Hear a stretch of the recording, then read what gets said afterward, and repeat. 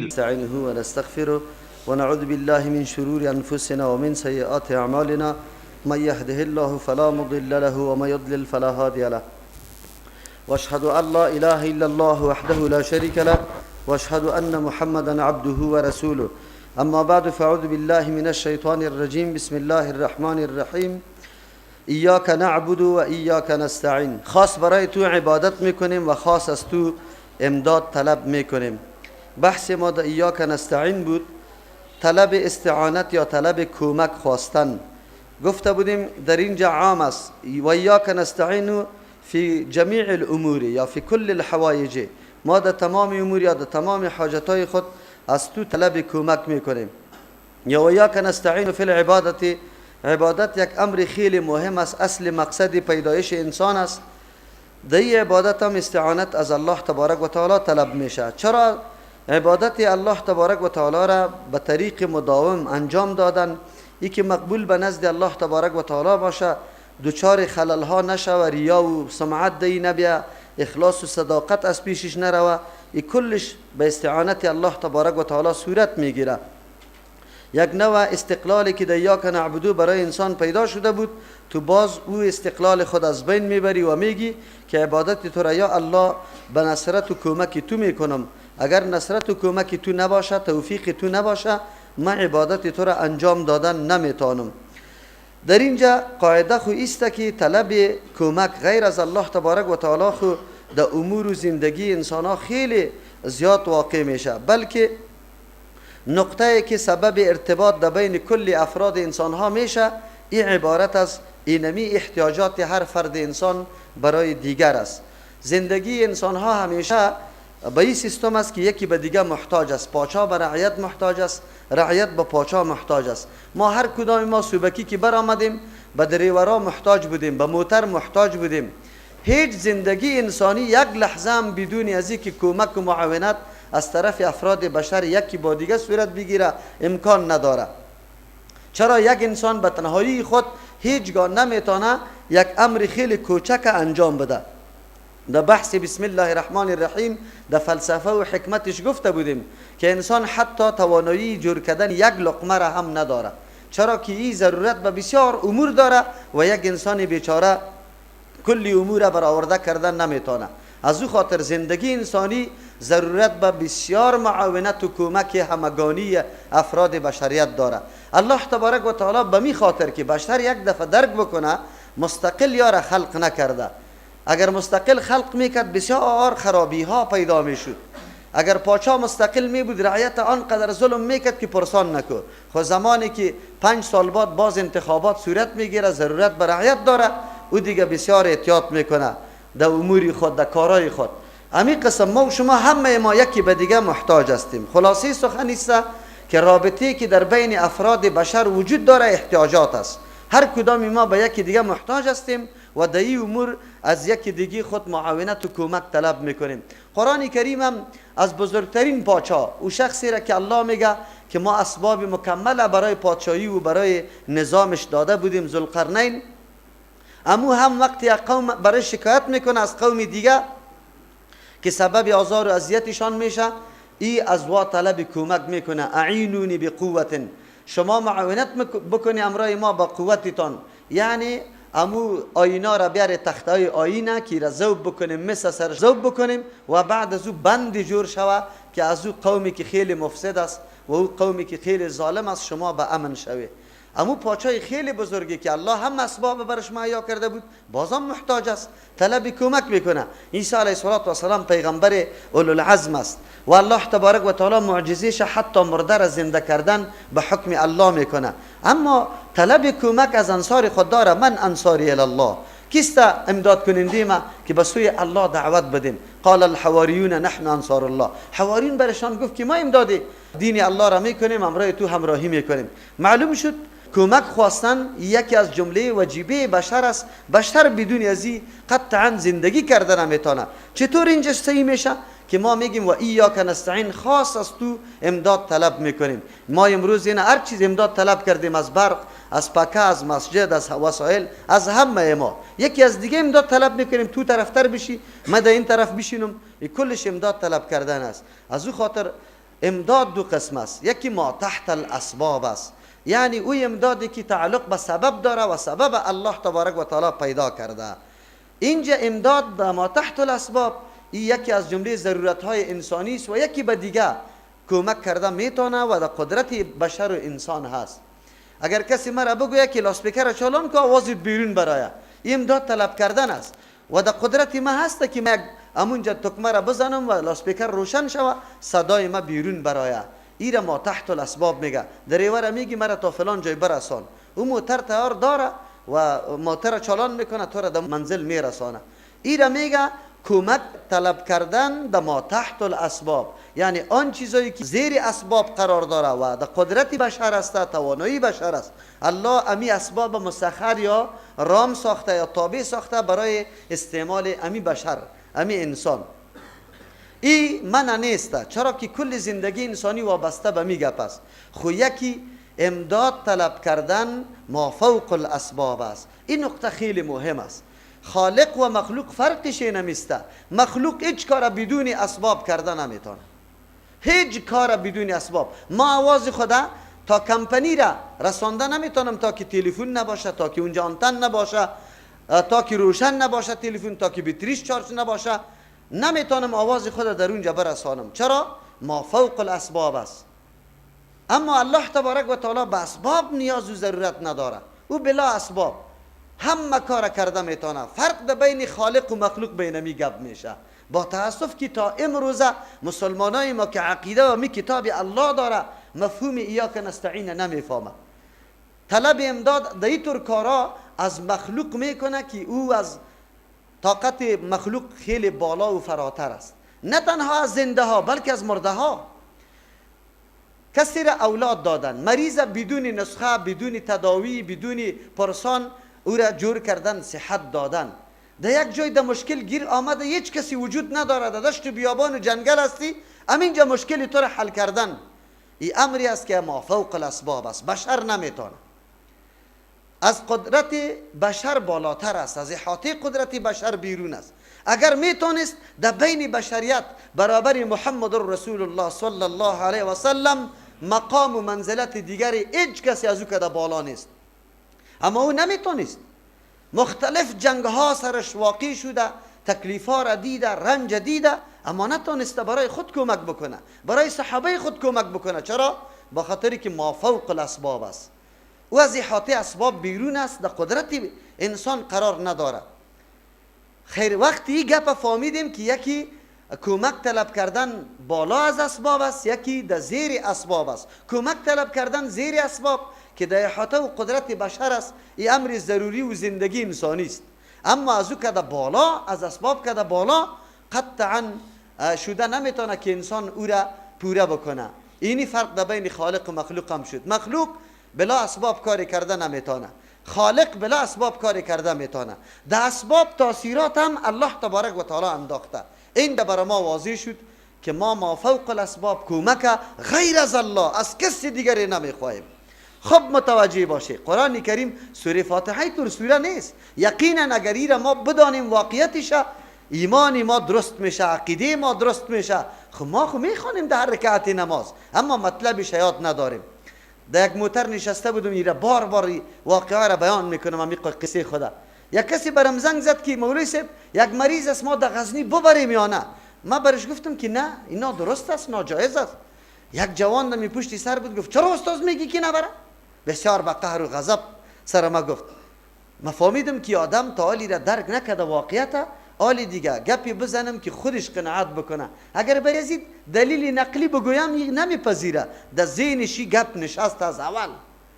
ما برش گفتم بیادرم کدام وقت مریض شده ای؟ گفت بله. چرا نه؟ ما پیش دکتر رفته ای؟ گفت بله.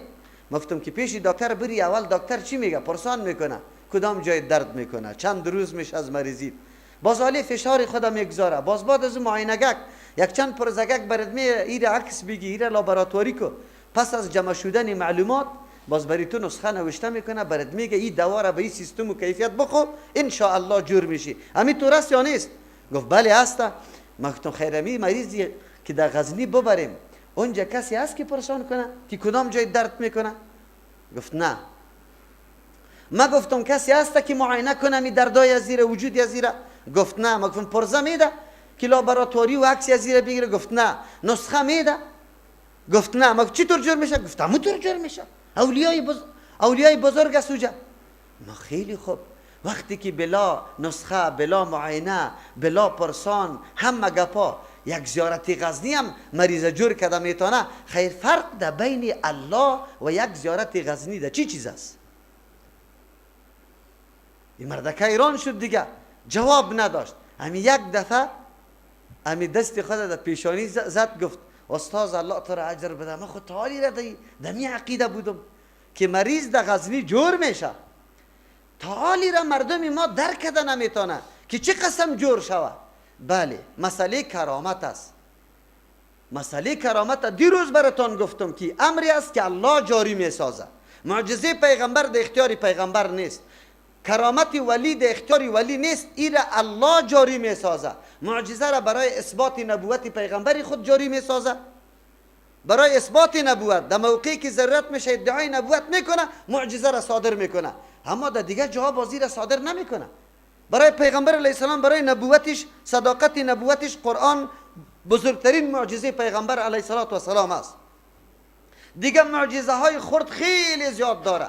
در یک موقع یک گلاس آب موجود است، یک لشکر آب هیچ نیست، نه برای وضو نه برای نوشیدن. پیغمبر علیه السلام در انگشتای مبارک در او آب میگذاره و از او یک دم آب نبوع میکنه، بالا میشه. کلی لشکر آب میگیره، در پتکای خود وضو میکنه، سیراب میشه. معجزه پیغمبر علیه السلام است. در کدام تنه درختی که در مسجد نبوی بود، پیغمبر علیه السلام سرش خطبه ایراد میکرد، زمانی که منبر برش جور شد، صدایش کلی صحابه کرام از آنمو تنه خرما شنید که گریان میکرد. این معجزه پیغمبر علیه السلام است. سنگریزه را پیغمبر علیه السلام در دست گرفته، تسبیح گفته، خودی سنگریزه تسبیح گفته، درخت سلام داده، گو سخن گفته. این معجزات خردی پیغمبر علیه السلام است. اما این معجزه ای معنا را داره که پیغمبر در یک موقع هم در مشکل مواجه نشود. در جنگ احد شما تاریخ مطالعه بکنی، سیرت در جنگ احزاب کدام فضا چقدر سخت بود، چقدر دشوار بود. پیغمبر یک دره و مشوره میکرد با اهل مدینه، با انصار، که یا چی نظریه و فکر داره. نان نمیخوردن، سنگ در شکم بسته کرده بودن، خندق کندن. چرا این تکلیف بری پیغمبر میرسه؟ آیا نمیتونه؟ خو کرامت داره. او کرامت نه از کرامت که در بالاتر معجزه داره. در جنگ احد دندان مبارک شهید میشه، 70 نفر صحابه کرام شهید میشه. موقعی است که به مردم آشکارا میشه که راه حق کدام است. 1 سال پیشش در جنگ بدر کفار هلاک شده، مردم فهمید اسلام حق است. امروز مسلمان ها شهید میشه.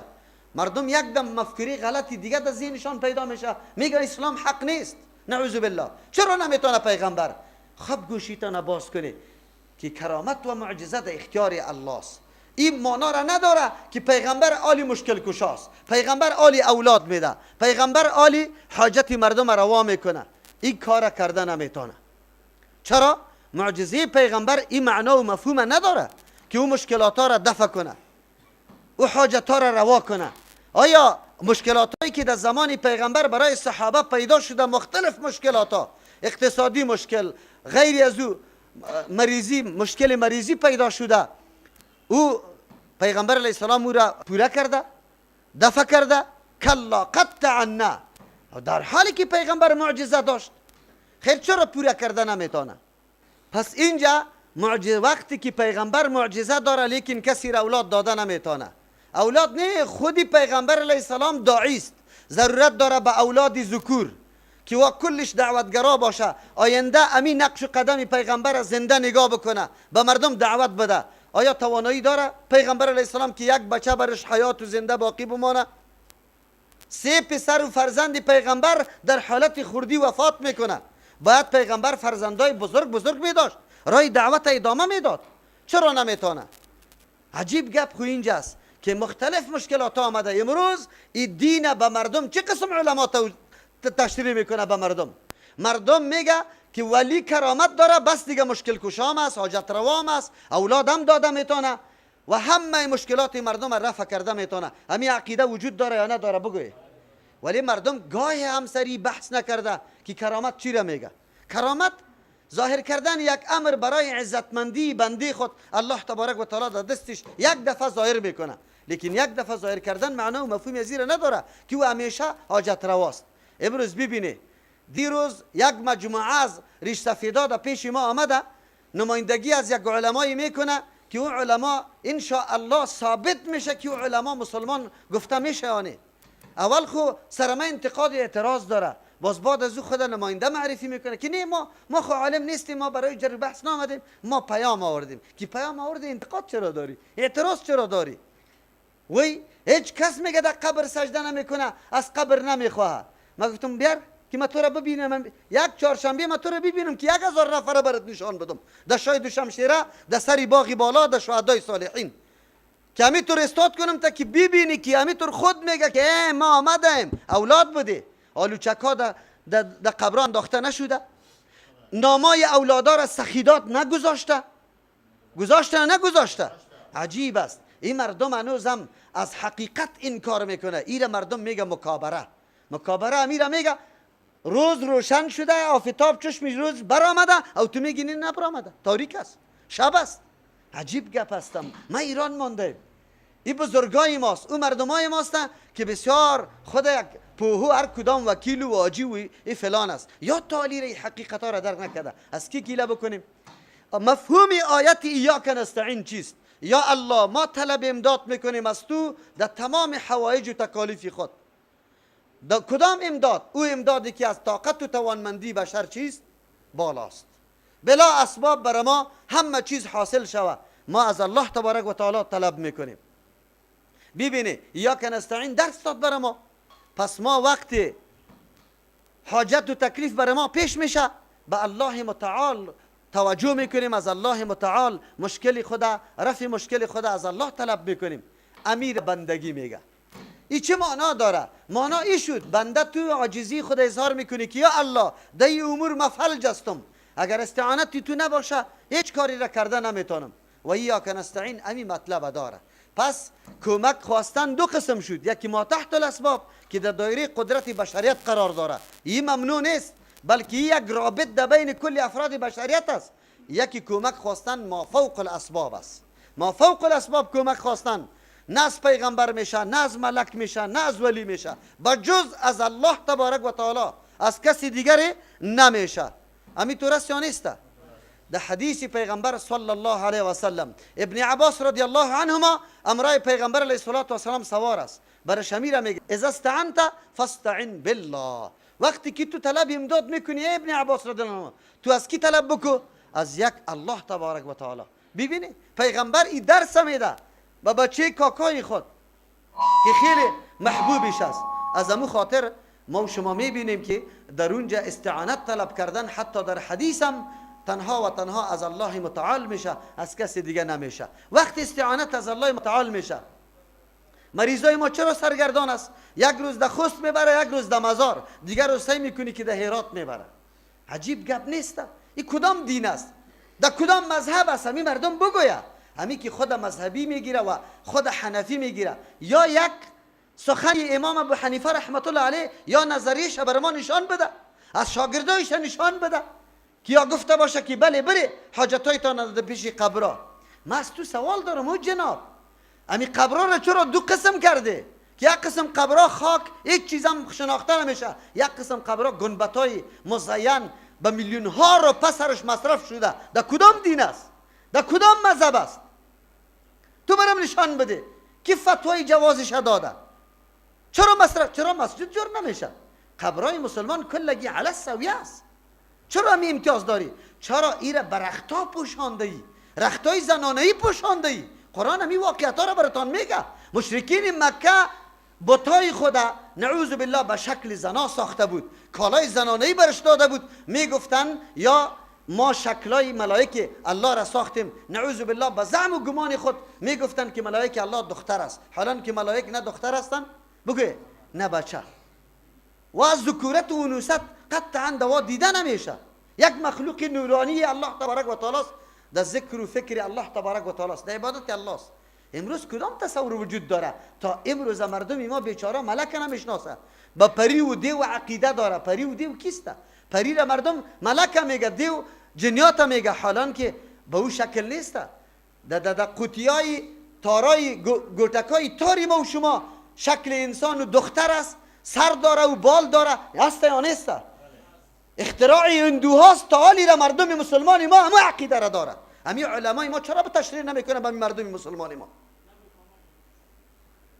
چرا تشریح نمیکنه؟ دین کدام است؟ قرآن برای چی میگه و ایاک نعبد و ایاک نستعین؟ حسن بصری رحمه الله از جمله تابعین است، شخصیت بزرگ است، واقعا ولی الله است، محدث بزرگ است.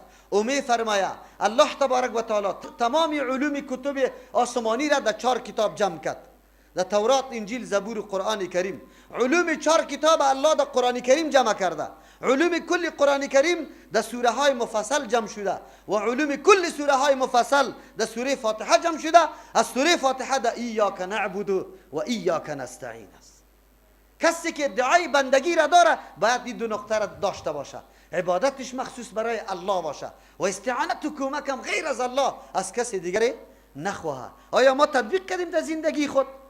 یقینا ما خمیره میگیم چقدر جفا میشه، چقدر نادرست است که ما در نماز استادستم میگم ایاک نعبد و ایاک نستعین، اما قبل از اینکه ما از دروازه مسجدم نبرآمدم پایم بند شده یا سخی صاحب یا پیرانی پیر صاحب یا فلانی بابا صدا میکنم.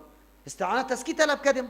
بگوی از کی؟ از غیر الله. اینجا در نماز ایره گفتی و اینجا از مسجدم نبرآمدی این سخن میگی. شما بگوی برادر و خواهران، شما بگوی همین دین چرا بیان نمیشه؟ همین مردم ما چرا آشنایی پیدا نمیکنه؟ اینجا است که ما مسئولیت داریم برای تعمیر دنیای خود، برای آبادی دنیای خود. روزمره یک مراکز بزرگ جور میشه، کورسای انگلیسی جور میشه، کورس کامپیوتر جور میشه، هر کس ارتقای خود دمی سطح مسئله دنیا پیش برده، سطح علمی خود بالا برده رایسته، ارتقای مرتبه خود میکنه. اما در کار دین چی رقم مسلمان هستیم؟ ما چه قسم؟ از مادر که تولد شدیم همینطور مسلمان تولد شدیم؟ خیر و خلاص. فقط در پیش مولای امام رفتیم، مولای امام همین قدر بر ما یاد داد بنده کیستی، برات میگه بنده خدا، الله هم نمیگه. امت کیستی؟ محمد رسول الله. دوستاری کیستی؟ چاریار با صفا. تو دوستاری صحابه دیگه نیستی؟ تنها یک چاریار است. تو دوستاری مؤمنای مخلص از کل مؤمنان نیستی؟ موالات چی را میگه؟ مولای ما اینمی درس میداد دیگه کس دوست نداشته باش. راستی تا نبگویه در عسکری که میرفتی که موترا بیرق بالا میکرده، جلب عسکری میآمد، در موترا چی میگفتی؟ اهل تشیع میگفت یا علی، او شما سنیا میگفتی یا چاریار. میگفتی نمیگفتی؟ این دین است؟ با کی آواز میدادیم؟ امروز مردم ما را ملامت میکنه یک شما ملاستی، سابق علما نبود. ما این کار نمیکنیم که سابق علما نبود. سابق علما بود خو مردم هیچ چیزی هم نگفته بود. در موترا با آواز بلند یا چاریار میگفتن. این معنای ازیره نداره که ما چاریار دوست نداریم، معنای ازیره داره که ما چرا دوستی با صحابه کرام نمیکنیم، با کل مؤمنا. این دوستی است نیست. ایاک نستعین معنا نشده. برادر و خواهرا، ما که در این دین خود عقیده داریم، ما مسئول هستیم که دین خود بدانیم. در یک جای کسی رفته برش گفته که بنده کیستی؟ بچه هاست در بین خود جر و بحث داره. یک بچه گفته که بنده الله، باز گفته امت کیستی؟ محمد رسول الله. باز گفته که دوستاری کیستی؟ این گفته دوستار چی مانا؟ گفت دوستار. گفت دوستاری کلی مومنا. گفت نه، تو را غلط کرده، بیدین شده. دوستاری چاریاری با صفا، چاریاری با صفا را دوست داشته باش، دیگه ایش را خاک بنداز. ما همون فرقه های را داریم که 5 صحابی را میگه مسلمان باقی مانده، دیگه کل صحابه پیغمبر مرتد شده، نعوذ بالله. میگه همین فرقه وجود داره یا نداره؟ مردم قطش خیشیام کرده را ایسته. بگویه دمی کابلیتان دخترایتان تقدیم میکنه برش، آیا از عقیده و نفر پرسان کردی؟ که عقیده به الله داره یا نه؟ دین میشناسه یا نه؟ شراب میخوره، نعوذ بالله، از الله این منکر میشه، دین توهین میکنه، بازم دختری تا داده رایستی. تو پدر چطور توقعی جنت داری؟ در روز قیامت الله از تو سوال نمیکنه. عجیب است. ما تعالی را از یهود پرسان شدن، گفت بهترین قوم یا طایفه شما کدام هستند؟ گفت یاران موسی علیه السلام، کسی که با موسی علیه السلام همراه بودند. از نصارا پرسان شدن، میگه بزرگترین طایفه کی بودند در بین شما؟ خوبترین طایفه؟ گفت حواریون عیسی علیه السلام. ولی زمانی که از امت پیغمبر سوال میشه، یکی نعوذ بالله بدترین امت کیست؟ یا براتان میگه صحابه پیغمبر صلی الله علیه و سلم. نعوذ بالله. ببینید اینطور طایفه قابل خیشیسته؟ قابل نشست و برخاست از قطش؟ قطعا نیست. اگر تو دین داشته باشی. دین از طریقی کی برای ما آمده؟ میاه بخیر. قل من کان عدوا لجبریل، در اون جمعیه دسیسه یهود برای ما و شما قرآن بیان میکنه که دین از اصل از بین میبره. ولی ما کجاستیم؟ امروز امو گپا وجود داره. شما ببینه امی برادرای ما در عاشورای خود یک رخت ببینه که یا الله نوشته باشه، یا ابوالفضل، یا حسین، یا علی، یا فاطمه زهرا. امی گپ است یا نیست؟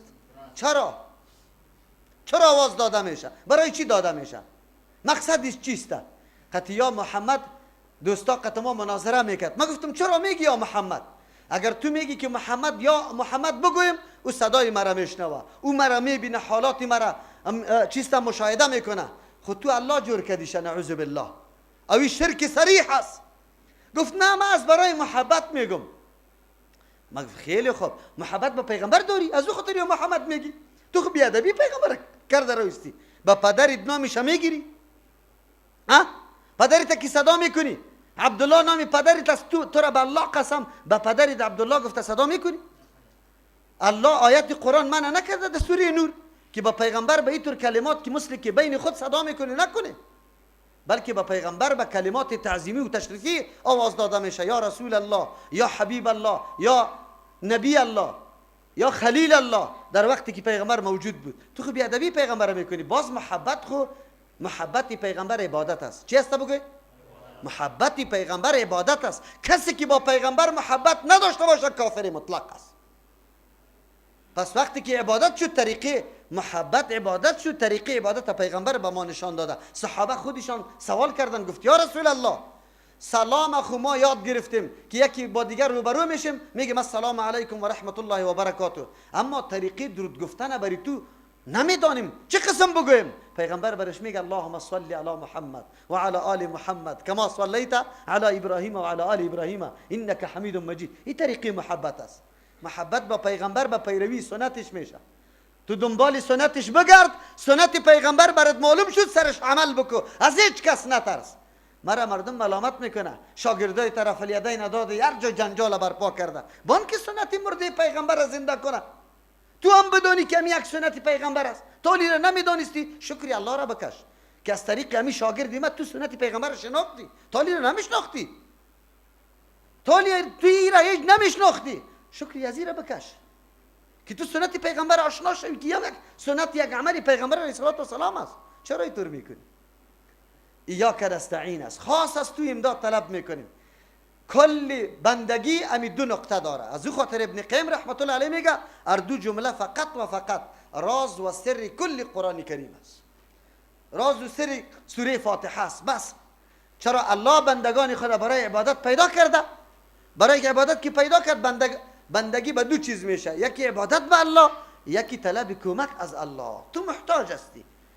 از اول از صفر که تو شروع میکنی تا که در قبر مانده میشی محتاج محتاج محتاج. حوایجت از کی طلب بکو؟ از الله تبارک و تعالی. و ایاک نستعین، خاص از تو امداد طلب میکنیم. شما بگوید دیگه که حال ملت ما چی میکنه؟ از الله امداد طلب میکنه؟ ما دل نسوزانیم امی مردم؟ نماز میخونه، روزه میگیره، حج میکنه، زکات میده، لیکن نعوذ بالله در عقیده شرک وفات میکنه. بیا دیگه دل بسوزانیم، امی مردم و ملت بیچاره را بفهمانیم که دین کدام چیز است. اهدینا الصراط المستقیم. کمتر میگیریم گپا را. یا الله برای ما راه درست مستقیم هدایت بکو. انسان بسیار حاجتای خیلی زیاد داره، خیلی زیاد. ما به طعام، به تنفس، به نوشیدن، به همه گپا ضرورت داریم. قدم که میگذاریم با جز از احتیاجی دیگه کار از ما نیست. همیشه ضرورت داریم. اما در بین ضرورت های انسانی کدام چیز خیلی مهم است که سرنوشت انسان هم در دنیا درست شوه و هم در آخرت درست شوه؟ کدام چیز است؟ پیدا کردن راهی کی مستقیم. امتهای خیلی گوناگون بسیار تلاش و کوشش کرده. رهبان نصارا در غارا پناه بردن، خود از تمام نعمتها و لذتها محروم کردن به خاطر از اینکه راه مستقیم پیدا بکنه. یهود هم بسیار علمای بزرگ داشت، تلاش میکردن که راه مستقیم پیدا بکنه. بت پرستان پشت راه مستقیم میگرده، آتش پرستان پشت راه مستقیم میگرده، هندوان پشت راه مستقیم میگرده. در دنیا اینطور طایفه نیست که پشت راه مستقیم نگرده. هر کدام تلاش داره که ما باید راه مستقیم پیدا کنم که سبب سعادت و نیکبختیم در دنیا هم شوه و در آخرت هم شوه. خو راه مستقیم کدام است؟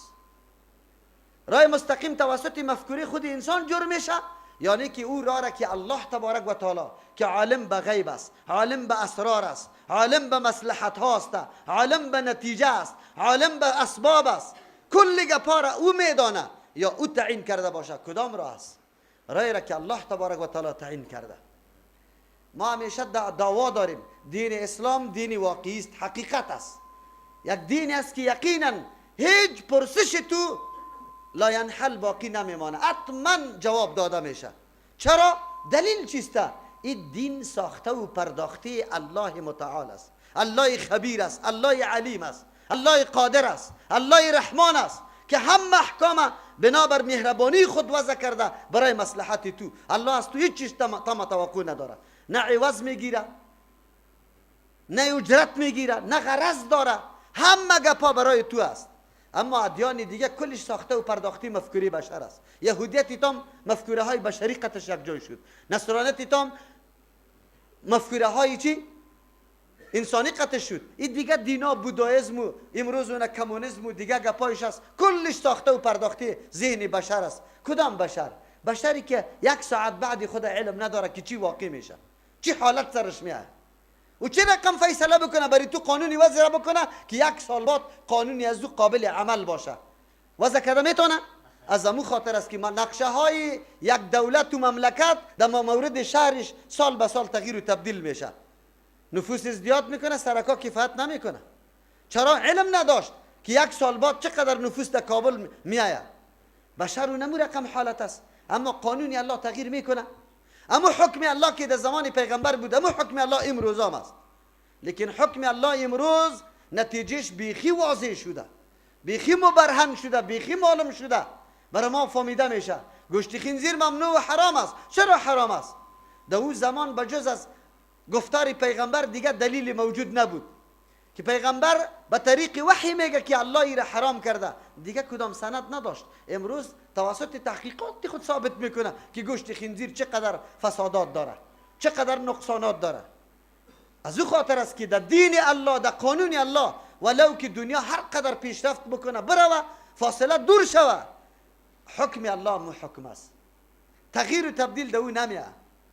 پس از او خاطر ما نیاز به صراط مستقیم داریم. اهدینا الصراط المستقیم که میگیم آلی برای ما معلوم میشه. اول ما خو گفتیم که یا که نعبدو و یا که نستعین، الله برای تو عبادت میکنیم، از تو مدد میخوایم. خو بزرگترین چیزی که ما نیاز داریم و از تو میخوایم او راهنمایی راه چی است؟ درست است، که راه درست برای ما راهنمایی شود. صراط مستقیم، هدایت چقدر ضروری است، چقدر ضروری هست. پیغمبر علیه السلام در دعاهای خود میگفت و دعا را خصوصا در نیمه شب در وقت تهجد خود میگفت. پیغمبر علیه السلام دعا میکرد: اللهم رب جبریل و میکائیل و اسرافیل فاطر السماوات والارض عالم الغیب والشهاده انت تحكم بین عبادك فيما كانوا فيه يختلفون اهدني لما اختلف فيه من الحق باذنك انك تهدي من تشاء الى صراط مستقیم. پیغمبر علیه السلام دعا را در نصف شب میکرد. پیغمبر است، لیکن بازم از الله تبارک و تعالی سوال چی را میکنه؟ ای اللهی که رب متصرف مالک جبرائیل و میکائیل و اسرافیل هستی، پیدا کننده آسمان ها و زمین هستی، عالم به غیب و شهادت است، یعنی چیزی حاضر و غایب مکمل را تو علم داری و تو فیصله میکنی در بین بنده هایت در اون مسائلی که بنده ها در او اختلاف داره. پیغمبر علیه السلام در دعای خود اشاره به این میکنه که در بین بنده ها اختلافات وجود داره، گروه های متنوع پیدا میشه. خود در حدیث دیگه میگه ستفترق امتی چی 73 فرقه، امتی ما 73 فرقه جور میشه. یهود و نصارا 72 فرقه شده، خب امتی ما 73 فرقه، کلهم فی النار، تمامیشان کلها فی النار، تمام فرقه آتش است الا واحده، بجز از یک فرقه. کدام فرقه است؟ حالی هر کس اهل سنت و الجماعت نامی خیلی زیباست، هر کس منصوب خود به او میکنه. اهل سنت و الجماعت کی است؟ اهل سنت معنی است که هر طریقی پیغمبر را میشناسه، سرش عمل میکنه. سنت روش پیغمبر را میگه، قول پیغمبر را میگه، فعل پیغمبر را میگه، تقریر پیغمبر را میگه. اهل سنت وقتی میشی که از طریقی و روش پیغمبر نه کمی میکنه نه زیادتی. تو خو امروز از خود بدعت‌ها را ایجاد کرده، مردم دعوت به او میدی. چه قسم اهل سنت هستی؟ والجماعت، اهل جماعت است. صحابه کرام که کدام اعمال انجام داده که در حقیقت جنبه عملی تشریحات پیغمبر علیه السلام است، در او عمل میکنی، در او روان هستی. تو همون کارا را میکنی؟ تو همین کارای تا برای ما سند بده که یقینا در حدیث هست، عمل صحابه است. دور نمیرم، یک مثال براتون میگم. ملاها خیلی زمزمه میکنه، میگه میلاد مسعود پیغمبر صلی الله علیه و سلم، محبت نداشته باشیم با پیغمبر، چطوری را تجلیل نکنیم؟ بیار یک سنده برای ما بیار. تو برش خوب میگی لیکن تو بدعت دین میکنی. آیا پیغمبر نمیفهمید؟ آیا صحابه نمیفهمیدن؟ آیا صحابه با پیغمبر محبت نداشتن؟ آیا طریقه تجلیل زیر نمیدانستن؟ تو چرا ایجاد کرده؟ تو ملا میری سیرت پیغمبر بیان میشه، دی به خاطر میلاد بیان میکنی سیرت پیغمبر. سیرت پیغمبر عبارت از این نیست که سال تولد و وفات یاد داشته باشی. سیرت پیغمبر کل قرآن است، این در یک شو بیان میشه. چرا تصورات دین شما تبدیل میکنه، تغییر میده؟ تصورات دین چرا تغییر میده؟ سیرت پیغمبر کل قرآن است. به مردم مسلمان بفهمان که سیرت پیغمبر قرآن است. به مردم فریب نده که سیرت پیغمبر فهمیدن روز تولد و روز وفات و جنگایش است، خیر و خلاص. این سیرت پیغمبر نیست. امروز تحریف در دین، در مفهومات دین میشه. علمای ما میگه چرا مردم دعوت میده؟ بله کاری خوب است. چطور کاری خوب باشه که پیغمبر نکرده؟ چطور کاری خوب باشه که صحابه نکرده، تابعین نکرده، تبع تابعین نکرده؟ اختراع یک پاچای چیست جاهل او کاری خوب جور بشه؟ عجیب نیست؟ اینجاست که ما میفهمیم که اهمیت صراط مستقیم چطور است. پیغمبر از همون خاطر میگه که الله تو در بین بندگان خود فیصله میکنی، اهدنی لما اختلف فیه من الحق. در کدام موضوع حقی که مردم اختلاف کرده مرا هدایت کو به سوی حق، باذنک، به فرمان و امر تو، انک تهدی من تشاء الی صراط مستقیم. تو هدایت کرده میتونی کسی را که بخوای برای مستقیم. یقینا که الله نخواه کسی دیگری صراط مستقیم پیدا کرده نمیتونه. چرا هدایت ضروری است؟ چرا هدایت ضروری است؟ انسان در بین کشمکش ها قرار داره، خصوصا زمان و عصر ما که دنیای کفر در یک سنگر قطعا مبارزه نداره. نه سنگر نظامی را مانده، نه فرهنگی را مانده، نه اقتصادی را مانده، نه سیاسی را مانده، نه اجتماعی را مانده، نه حتی معاملات، در بخش معاملات هم نمانده. از هر سنگر قطع اسلام مبارزه داره آمده. این کشمکش ها وجود داره. تو به چی نیاز داری؟ تو نیاز داری که هدایت یافته باشی. شبهه و سوالات و انتقادات اعتراضات دشمن سری تو کارگر نشوه، جواب در مقابلش داشته باشی. از او خاطر هدایت ضرور است. اگر نباشه شیطان یک طرف کش میکنه، این شیطان جنی، انسی دیگه طرف، و این طاغوتای بزرگ دیگه طرف، هر طرف تو را کش کرده رویسته، رایت خطا میکنه. از این خاطر تو نیاز بر صراط مستقیم داری. صراط مستقیم از خیلی امر ضروری است. معلوم شد در بین ضرورت های انسانی صراط مستقیم اهمترین ضرورت است. اهمترین ضرورت است. اهدنا الصراط المستقیم، راهنمایی که برای ما راه مستقیمه. هدایت میگه به سه معنا در قرآن کریم استعمال میشه. یکی که متعدی به دو مفعول باشه بدون واسطه حرف جر، مثل که در اینجاست. سه مرتبه داره هدایت. برای کسی راه نشان دادن. خدا کنه که آدم در راه روان میشه یا نمیشه، در مقصد خود میرسه یا نمیرسه، این یک مرتبه هدایت است. این مرتبه هدایت صفت پیغمبر و قرآن اردوی شده میتونه. دوم مرتبه هدایت است که تو یک کسی را راه نشان بدی، بعد از او راه روان شوه، خواهی در مقصد برسه یا نرسه. این هم صفت پیغمبر و قرآن واقع میشه. لیکن سوم مرتبه هدایت است که یک کسی را راه نشان بدی، در راه روان شوه، در مقصد برسه. این مخصوصی کیست؟ الله متعال است. در کدام جای قرآن کریم که توسط حرف لام یا الا کلمه هدایت به مفعول دوم متعدی نشده باشه، مستقل متعدی شده باشه، در اونجا هدایت به معنای سوم است، یعنی در مقصد رساندن. ما و شما تعبیر به توفیق میدیم. اهدنا الصراط المستقیم، الله توفیق راه درست برای ما بده. این توفیق دادن کاری کیست؟ یک الله است، کسی دیگری نمیتونه.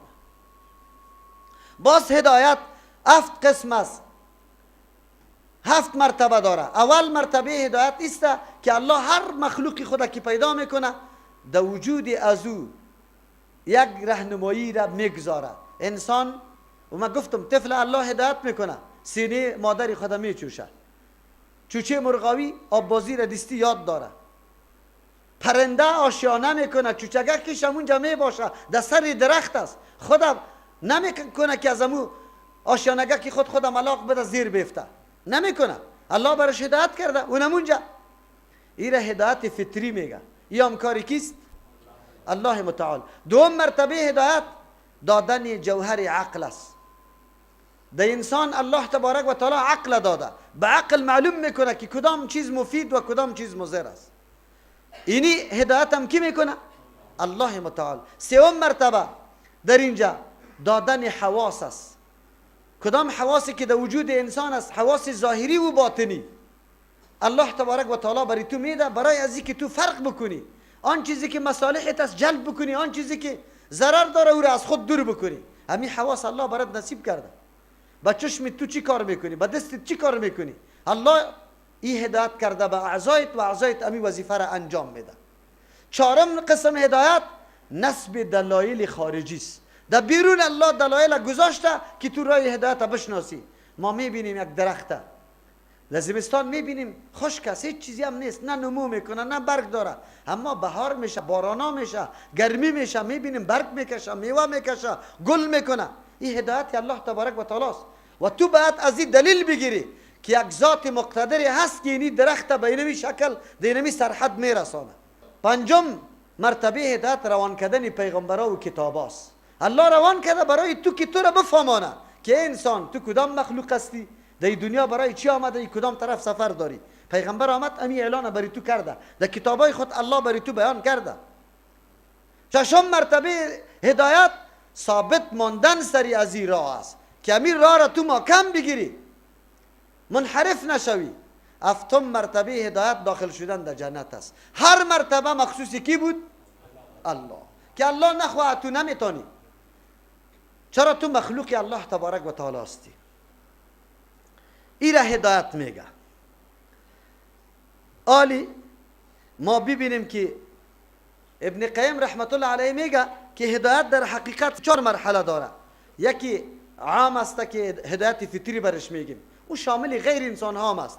دوم به معنای دلالت که مستلزم اهتدا نیست، محض تو را راهنمایی میکنه، خود تو میروی یا نمیروی، که صفت قرآن و پیغمبرم واقع میشه.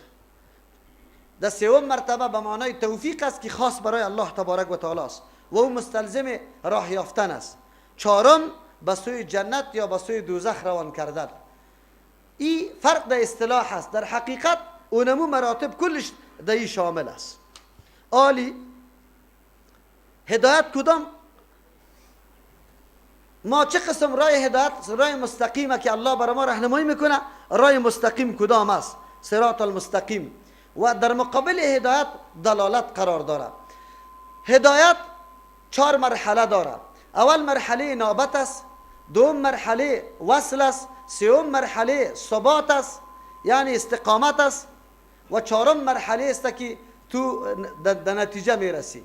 در مقابلش دلالت هم اینمی قسم 4 مرتبه داره. اول انسان انابت پیدا میکنه، یعنی در قلب خود احتیاجی را احساس میکنی که من ضرورت بر روان شدن راه حق دارم. بعد از او باز تو وصل میکنی خدا، بعد از او استقامت اختیار میکنی، بعد از او در نتیجه تو نائل میشی، در مقصد خود میرسی. امی 4 درجه هدایت ما و شما در سوره کهف آیت 13 و 14 پیدا میکنیم. پیدا کردیم انشاءالله. اعوذ بالله من الشیطان الرجیم. بسم الله الرحمن الرحیم. الله تبارک و تعالی داستان اصحاب کهف بر ما میکنه.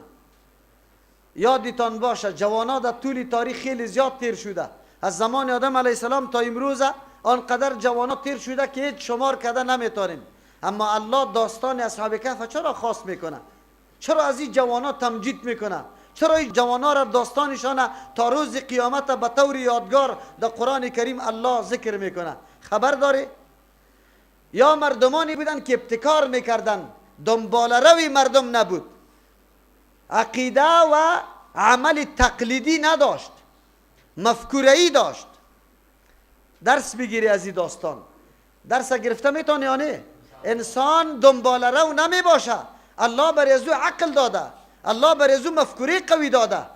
این باید تحقیق بکنه، تلاش بکنه که راه حق کدام است. اصحاب کهف مردمی بود که در روز جشن قوم رفته در دشت و بیابان، روز مذهبی خود عید میگیره، لیکن کارای میکنه که او قطعا در دین عقل و وجدان قبول نداره. یک نفر از قوم جدا میشه، در زیر یک درخت در سایه میشینه، 7 نفر جور میشه. در بین خود آخر سوال میکنه که چی انگیزه است؟ حتما یک انگیزه وجود داره که ما از قوم جدا شدیم در اینجا نشستیم. یکیش اظهار میکنه که من همی عمل قومی خدا میبینم که قطعا نادرست است، عقل سلیمی را قبول نداره. کلگی اظهار میکنه که بله ما به می خاطر دمید زیر درخت آمدیم. درک میکنه یا ایمان تقلیدی نداره، دنبال روی پدر و بابا نیست. دنبال روی پدر و بابا وقتی میشه که پدر و بابا یقینا هم عاقل باشه، هم به هدایت باشن. اولو کان آباؤهم لا یعقلون شیئا ولا یهتدون. پدرایشان نه عقل داره و نه هدایت. یا بازم امی میگه که نحن چیسته بل نتبع ما الفینا علیه آباؤنا، ما تابعداری میکنیم از اون راه و روشی که پدرای خدا یافتیم. امی گپ میزنه قرآن میگه پدرایشان نه عقل داشت نه راه هدایت. بازم هم یا راه پدرها را دنبال کرده؟ نه. الله مدح اصحاب کهف به خاطر میکنه که دنبال رو نیست. انبیاء علیهم السلام خیلی زیاد تیر شده، لیکن مدح ابراهیم خلیل الله چرا میشه؟ به خاطر که دنبال روی پدر نیست. مفکوری پدر غلط میابه، پدر دلیلگویی را شروع میکنه، میگه این بتا را شما عبادت میکنی، این برای شما نفع میرسانه، ضرر میرسانه. ما هم دنبال رو نیستیم. ما خوشگوتری هر کس نمیپذیریم. ما تحقیق میکنیم که کدام سخن موافق با کتاب الله و سنت کیست که یافتیم از هر کسی که باشه قابل چی است؟ اتباع، قابل اتباع است. اصحاب کهف جمع شدن، عقیده متحد شد، دعوت شروع کردن. علیه اونمو مفکوری غلط قوم خود مبارزه را شروع کردن. قرآن مدحشان میکنه نحن نقص علیک نبأهم، ما قصه میکنیم بیان میکنیم بالای تو ای پیغمبر علیه السلام. نبأهم واقعه و داستانی از یاره بالحق. این کدام داستانی تاریخی نیست که زیر تاثیر حکومت‌ها و دولت‌ها و سیاست‌ها رفته باشه، حقیقت پوشانده باشه. چیزی خوب خراب تو بیان کرده باشه، خراب خوب بیان کرده باشه. نه، این بالکل واقعیت و حقیقت داره. این قرآن است، این تاریخ نیست. انهم فتیه آمنوا بربهم، یا جوانانی بودن، جوانان چی کردن؟ آمنوا بربهم، ایمان آوردن به او ذاتی که مالک و متصرفشان است. و زدناهم هدی، ما برشان هدایت زیاد کردیم. انابت پیدا کردن در اول مرحله، بعد از او وزدناهم هدی، وصل کردن خدا و ما هدایتشان زیاد کردیم. استقامت اختیار کردن، در جنجال واقع شدن، قوم در مقابل خیست، پادشاه برش اعلان اعدام کرد که در دینی ظرف اینی قدر روز اگر پس دین آبا و اجدادتان نمیگیره شما از بین میره. لیکن الله چی میگه؟ وقتی انابت پیدا کرد که ما انابت همونجا بود که از قوم جدا شدن. گفت نه، این کارایی که قوم میکنه این ناسالم است، این درست نیست. جدا شدن، این انابت میگه. بعد از او دریافتن که ایمان به الله خالقی که از کل جهان باشه، رب العالمین باشه، به او ایمان ضروری است، این را وصل میگه. بعد از او الله برشان هدایت از یاد کرد، این را استقامت میگه. چهارم نتیجه چیست؟ ربط قلب. دل آلی محکم شد، بسته شد. دل که محکم و بسته شد و غیر از الله از کسی باز ترس نداری. آلی اگر تو را در آتش هم مندازه هیچ حراسی نداری، هنوز خوش میشی. ابراهیم خلیل الله را داستانش مطالعه بکنی. آیا تنها ابراهیم هم اینطور بود؟ یعنی که در افراد امتی پیغمبر علیه السلام هم اینطور مردم پیدا میشه؟ خباب ابن عرط رضی الله عنه را دار آویزان کردن، چورتش خراب بود، 2 رکعت نماز گفت مرا اجازه بده که وضو بکنم 2 رکعت نفل بخوانم، که الحمدلله به خاطر دین الله در دار بالا میشه. شما واقعات ببینید، کسایی که در دیگ جوش انداخته میشد از ایمان برگشتن. شهید پیشتاز اول نمره سمیه رضی الله عنها مادر عمار است، زوجه یاسر رضی الله عنه است. یاسر و شوهر و امی زن سر دین الله اعدام میشن. سمیه در شترا بسته میشه. در چی؟ خواست دین برگشته. چرا نمیگرده؟ ربط قلب آمده. این قلب آلی محکم شده، حقیقت دریافته، بعد از او آلی کار نمیکنه چیزی دیگه. ما از همون خاطر اگر ربط قلب داشته باشیم، دنیا مفکوره های غرب بیاید هیچ راسته نداریم بیاید، خب به شرطی که قلب یک دفعه محکم سری عقیده شده باشه. الحمدلله با رابطه با قرآن و حدیث همینطور عقیده را نصیب انسان میکنه نمیکنه. امی بدبختا میگه بچه‌تون نمانه که یک روز بره باز دیگه مغناطیس است، جذب میکنه شد. ما جذب نمیتونم، پدرم جذب نمیتونه، قرآن جذب میکنه، کتاب الله را جذب میکنه، حقیقتی را جذب میکنه.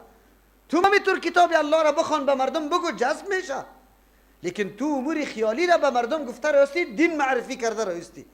مردم دعوت بده به سجده خود، مردم به دعوت بده به دست بوسی خود، مردم دعوت بده که در سال یک مرتبه برای عرس پول و پیسه را به من جمع کنه که قند و خرود کده بخورم، مردم دعوت بده که پسکوی حرکت کنه، مردم دعوت بده که در وقت ذکر مرا در تصورتون بگیره، مردم دعوت بده که فلان ولی اینی طور کارا میتونه.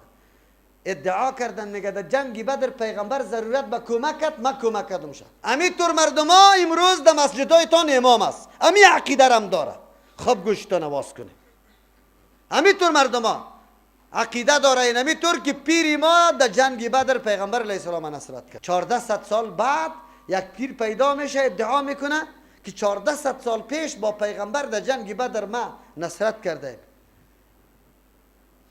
این کدام دعواست؟ این چه قسم دعواست؟ این چه قسم دین است؟ آخر شما سوال داری یا نه؟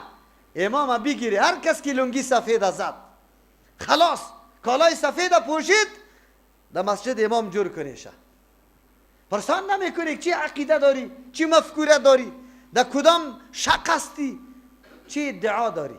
و ربطنا علی قلوبهم، الله تبارک و تعالی میگه ما محکمی آوردیم، بسته کردیم بالای دلهای کی؟ اصحاب کهف. چه قسم بسته شد؟ در مقابل پاچای ظالم میا افتن جواناست. کل مخلوق و قوم یک نظر داره، افت جوان است، افت زیاد نیسته. چی گفتن؟ از قامو، در آن وقت که استاد شدن، فقالو گفتن، چی گفتن؟ ربنا رب السماوات والارض، مالک متصرف اختیاردار ما کیست؟ ذاتی که او مالک متصرف آسمان ها و زمین است. امی قدر اکتفا کردن؟ نه. ترجمه قرآن کریم جانب مثبت هم داره، منفی هم. اگر من تشریح نکنم و نگویم تا که شاهد و شمشیره علیه الرحمه ولی بزرگ باشه، خو حاجت روا نیست، مشکل کشا، اولاد دادنی. اگر این گپ نزنم هیچ کس مخالفت مرا نمیکنه. ما تنها میتونیم میگیم ایاک نعبدو، خاص تو را عبادت میکنیم. و مردم عبادت خاص به الله است، و ایاک نستعین، خاص از تو امداد طلب میکنم. دیگه گپ نمیزنم. مردم مخالف میشه؟ گیم نمیشه. این ترجمه زیاد روان است. چرا مردم مخالفتش نمیکنن؟ این نقطه را میمانه. لن ندعو، هرگز ما آواز نمیدیم، طلب نمیکنیم، من دونه بغیر از الله اله معبودی دیگره. ما حاجت روا و مشکل کشا یک الله را میداریم. هر دو طریقه بیان کرد، مثبت و منفی را، یا تنها مثبت؟ هر دو را بیان کرد. فکر مردم خلاص شوه. وقتی که تو میگی که از الله امداد طلب میکنم، کسی دیگر امدادی مرا پوره کرده نمیتونه، حتی پیغمبر، حتی ملک، حتی ولی. امی بندگی الله را میگه. و این توهین برای ملائک و پیغمبر نمیشه که من میگم پیغمبر در این ناحیه عاجز است. او کمالش است. ای که میگی این کمالی پیغمبر است. چرا پیغمبر که پیغمبر شده در چی چیز به الله خیلی نزدیک است؟ در بندگی. در چی؟ در چی؟ در بندگی. بندگی چی نمیگه؟ کمال احتیاجات. او قدر حاجت خود که پیغمبر به الله پیش میکرد ما تو نمیکنیم. و شو تا صبح یک آیت تکرار میکرد، آب دیده در زمین میریخت، به الله عجزی میکرد، پاهای مبارک پیغمبر آماس میکرد، در حالی که الله مکمل گناهش بخشیده. گناه ایج الله معصوم کرده شه که او در گناه واقع شود. ما تو بندگی کرده خلی که امروز چرا اینطور است؟ ما باید جزی منفیش هم بیان کنیم. لقد قلنا اذن شتتا. چقدر سخن پرمعنا میگه. ما گفته باشیم اگر بگوییم که غیر الله حاجت روا است، در این وقت سخنی که بالکل از حد تجاوز کرده، از عقل دور است. شتت سخنی که هیچ نمی گنجه، هیچ سرحد نداره، هیچ عقل نمی پذیره. در سیاد میگیریم از اصحاب کف یا نه، موحدین بودن یا نبودن، در مقابل پاچا استاد شده اعلان کرده یا نه که پٹ کرده. سلفی امروز امام مولوی صاحب است. شما بسیار سخت میگی مولوی صاحب. چطور سخت میگیم؟ نه یک کمی مردم نمیفهم، یک کمی. به الله قسم اصحاب کف خیلی درس بر ما میدن. چیزی که عقیدت است نرواره بیان کو. من سلفیستم. چی رقم سلفیستی؟ یک بدعت از مسجد دور نکردی؟ تو چطور محبت سنت داری؟ دعوا کو. نرواره استاد شو، بگو حقیقت به مردم واضح کو که مردم حقیقت درک بکنه. ما در کابل قدر علما داریم که پرسان نکن، هر کدامش قد ما میشینن والا ما هم سلفیستیم. مولوی صاحب چی رقم سلفیستی؟ کدام رقم؟ اظهار کو. ولی 7 نفر بود در مقابل قوم، در مقابل دولت استاد شدن، هدف خود بیان کرده، واضح کرده. چی شکایت داره؟ خب گوشیتو نواز کنی، خب متوجه باشه. هاولای قومنا، اینمی مردما، این قومی ما، کاکاست، ماماست، بگوی پدر است، بیادر است، بگوی دیگه بچه کاکا، بچه ماما، قوم قوم قوم قوم است. امی جوانا میگه هاولای قومنا، اینمی قومی ما، اتخذوا جور کردن من دونه بغیر از الله تبارک و تعالی آلهتا معبودارا. یک معبود هم نه. برای سردردی در فلان قبر میره، برای زردی در فلان قبر میره، برای دیوانه جور شدن در فلان قبر میره. امی طور است یا نیست؟ امی طور است. هاولای قومنا، این امی قوم ما، اتخذوا من دونی جور کردن بغیر از الله آلهتا معبودارا، حاجت رواها، مشکل کشاها را، یا نام مانده برای از وای طور کار میکنه. چقدر خوب. طریقی دعوت هم برای ما یاد میده اصحاب کف. چی میگه؟ ما از قوم از این خاطر مخالفت نمیکنیم که قوم ماست، از این خاطر مخالفت میکنیم که کاری را که میکنن بی سند است، بی دلیل است. دلیل می آورد که ما هم تابعداریش میکردیم. لولا یاتون، چرا آوردن نمیکنه علیهم به معبودای خود، به یکی عبادت معبودا را میکنه، مشکل کشا میدانه، به سلطان بین، با یک دلیلی که بالکل واضح باشه. روز نوروز است خدا جان جنده بالا می شود، از کرامت سخی جان کور بینا می شود. کدام کور؟ کدام کور؟ نفر دلار در اینجا دید، یک دم سرش حمله کردن، دلار بیچاره را بردن، الا کی کور بینا شد. بیچاره را نه پیراهن برش ما نه تنبال.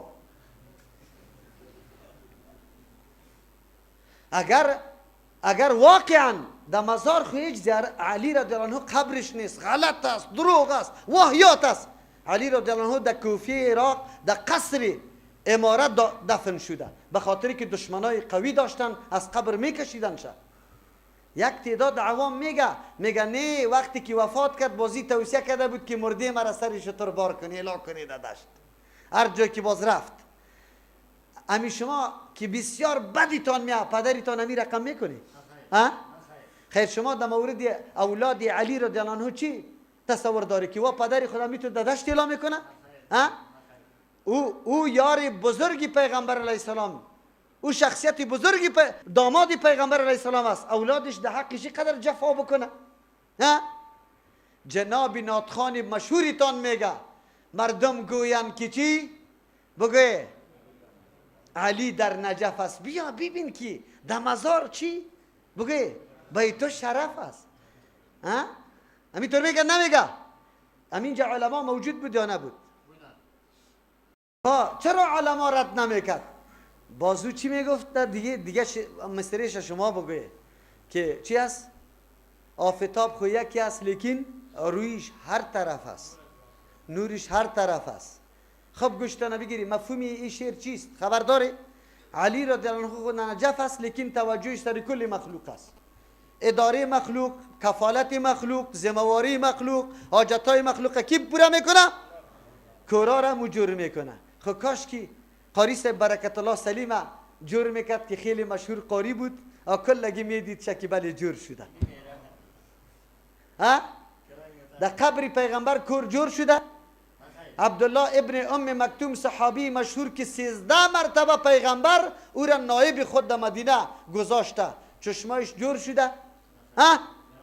خیر کرامت علی از معجزه پیغمبر کردن بالا شد دیگه، که اونجا کور جور نمیشه و اینجا کور جور میشه. از کجا بود؟ اصحاب کهف همینطور میگه لولا یاتونا، چرا این قوم آوردن نمیکنه علیهم بالای معبود بودن همین معبودای خود ساخته خود، به سلطان بین، با یک دلیل واضح که بگوین که بله اینمی دلیل است. باز بعد از او چی میگه؟ الله اکبر. فمن اظلمو، کیست خیلی ظالم ممن، از او کسی که افترا جور میکنه علی الله، بالای الله، کذبا، دروغه. چی دروغه جور میکنه؟ میگه الله بریزی عیسی داده. چی داده؟ در پشتو میگه برخه ورکړی ده خدای تعالی. داسې مو مولوی صاحب، الله ډیرو قبرونو ته برخه ورکړی ده. در فارسی چی میگه؟ الله د بسیار اولیاء عیسی داده. چی کدام عیسی را؟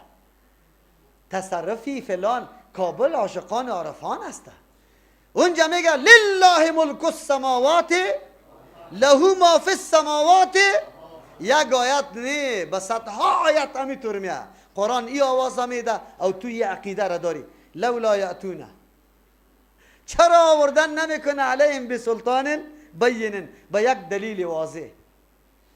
چرا آوردن نمیکنه؟ اصحاب کهف شناختی کدام مردم بودن؟ ابتکار کردن، با فکر و عقل خود در کار انداختن، جستجو کردن، دیدن، مطالعه کردن، ارزیابی کردن عمل کردی قوم خدا، و بعد از او ترک کردن عمل کردی قوم خدا. بعد از او درک کردن که بله بندگی برای ذاتی است که آسمان و زمین در اختیارش است، دیگه کس لیاقت بندگی را نداره. چرا حاجت روا الله را ندانیم که ما قبرا را حاجت روا بدانیم؟ اصحاب کهف الله چرا مدحش بیان میکنه؟ به می خاطر خدا سر حد این مردم در این راه پخته شدن که قلبا چی شد؟ ماکم شد. در پیش پاچای ظالم بدون حراس اقرار کردن که نه، رب ما رب السماوات والارض. اعلان کرد برش که ماندنی تان نیستیم، یا نظرتان تبدیل کنی یا نه. 7 نفر در مقابل دولت زده میتونه؟ آخرین مرحله برای ما و شما ایسته که وقتی در این مرحله برسیم که توانایی مقابله را نداشتیم، آلی دین خدا حفاظت کنیم، بریم یک طرف هجرت بکنیم. هجرت کردن یا نه؟ در غار رفتن یا نه؟ خود تسلیم به طاغوت نشدن. شما جوانا اینمی توصیه است، شما جوانا را الله تبارک و تعالی همین توصیه را برایتان میکنه. در مقابل اینمی هدایت که 4 مرحله داشت، 4 مرحله دلالت و گمراهی است. اول مرحله دلالت و گمراهی چی است؟ شک و ریب است. شک برات پیدا میشه، تردد برات پیدا میشه در مقابل گپ حق. این اول مرتبه است. این در مقابل انابت است. کسی که انابت نداشته باشه هدایت برش حاصل نمیشه. کسی که شک و ریب داشته باشه، یا کسی که در دل میگه یاران در ترجمه برم یا نرم، هم یا وابیا نباشه. و برادر علی وابی است خو تو خو نعوذ بالله حیوان نیستی که ریسمان در گردنت پرته و تو را کش کنه. تو خو یک انسان عاقل، بالغ، دانشمند، اختیارمند، با تصرف، مالک تمام مفکوره و اراده خود هستی. مرا کسی گشتانده میتونه؟ خو میبینم الله بری ما عقل داده، حواس داده، سنجش میکنم سخنا را. خب بله، پیغمبر علیه السلام چی میگفتن؟ چقدر مردم محروم بودن. میگن نروی که او شاعر است، نروی که کاهن است، نروی که ساحر است، نروی که دین پادرها را اله کرده سابیست و نروی که او چیست؟ دیوانه است. نعوذ بالله. میگفتن نمیگفتن؟ لیکن او کسایی که پشت حق طلب میگشتن و برخلاف گفته های مردم میگفتن نه. یک صحابی است، جبیر ابن مطعم رضی الله عنه ان شاء الله، او میگه که ما آمدم، قوم بر ما آمد که همینجا یک آدم از پیش از او نروی. چرا؟ به خاطر که بسیار ساحر است، دین پدرای خود اله کرده، شاعر است، تو را میگردانه. گفت من یک دفعه در دل گفتم که چرا؟ ان شاء الله این نام صحابی را باز اگر خطا کرده باشم براتون میگم. گفت من گفتم که نه، من خواه انسان عاقل هستم، ولی او آدم است، سخن میگه، یک دفعه میشنوم. گفت رفتم در تلاوت نمازش شنیدم. گفت به الله قسم کلام از زبان مبارک پیغمبر خارج میشد که مرا دیگه هم جذب کرده رایی بود و درک میکردم. این فکر میکردم که عجیب، این مردم ایره مجنون میگه، خود کلام در زبان میرانه که هوشیارترین مردم ایره گفته نمیتونه. مردم ایره شاعر میگه، خود شعر نیسته. مردم ایره ساحر میگه، ساحر خود چلو ولو فریب و گپا نیرنگ داره، ای خود نیرنگ نداره. یک روز، دو روز، سه روز دیگه توانمندی دیگه باقی نماند با جز از اینکه با پیغمبر مجلس نکنم، اظهار ایمان نکنم. اموسته که با پیغمبر میشینه، ایمان میاره و سبب ایمان قومی خود میشه. از اینجا دعوت میگیره و میره با قومی خود میگه که او مردم یقینا شخصیتی پیدا شده، دعوا داره، دعوایش حق است، اینی کلامش است. او بالکل با جز از قبول کردن ایران ما دیگر را نداریم، قومم قطش مکمل مسلمان میشه. لیکن الله خو موت را مفکوره داده، موتون بریم بشینیم.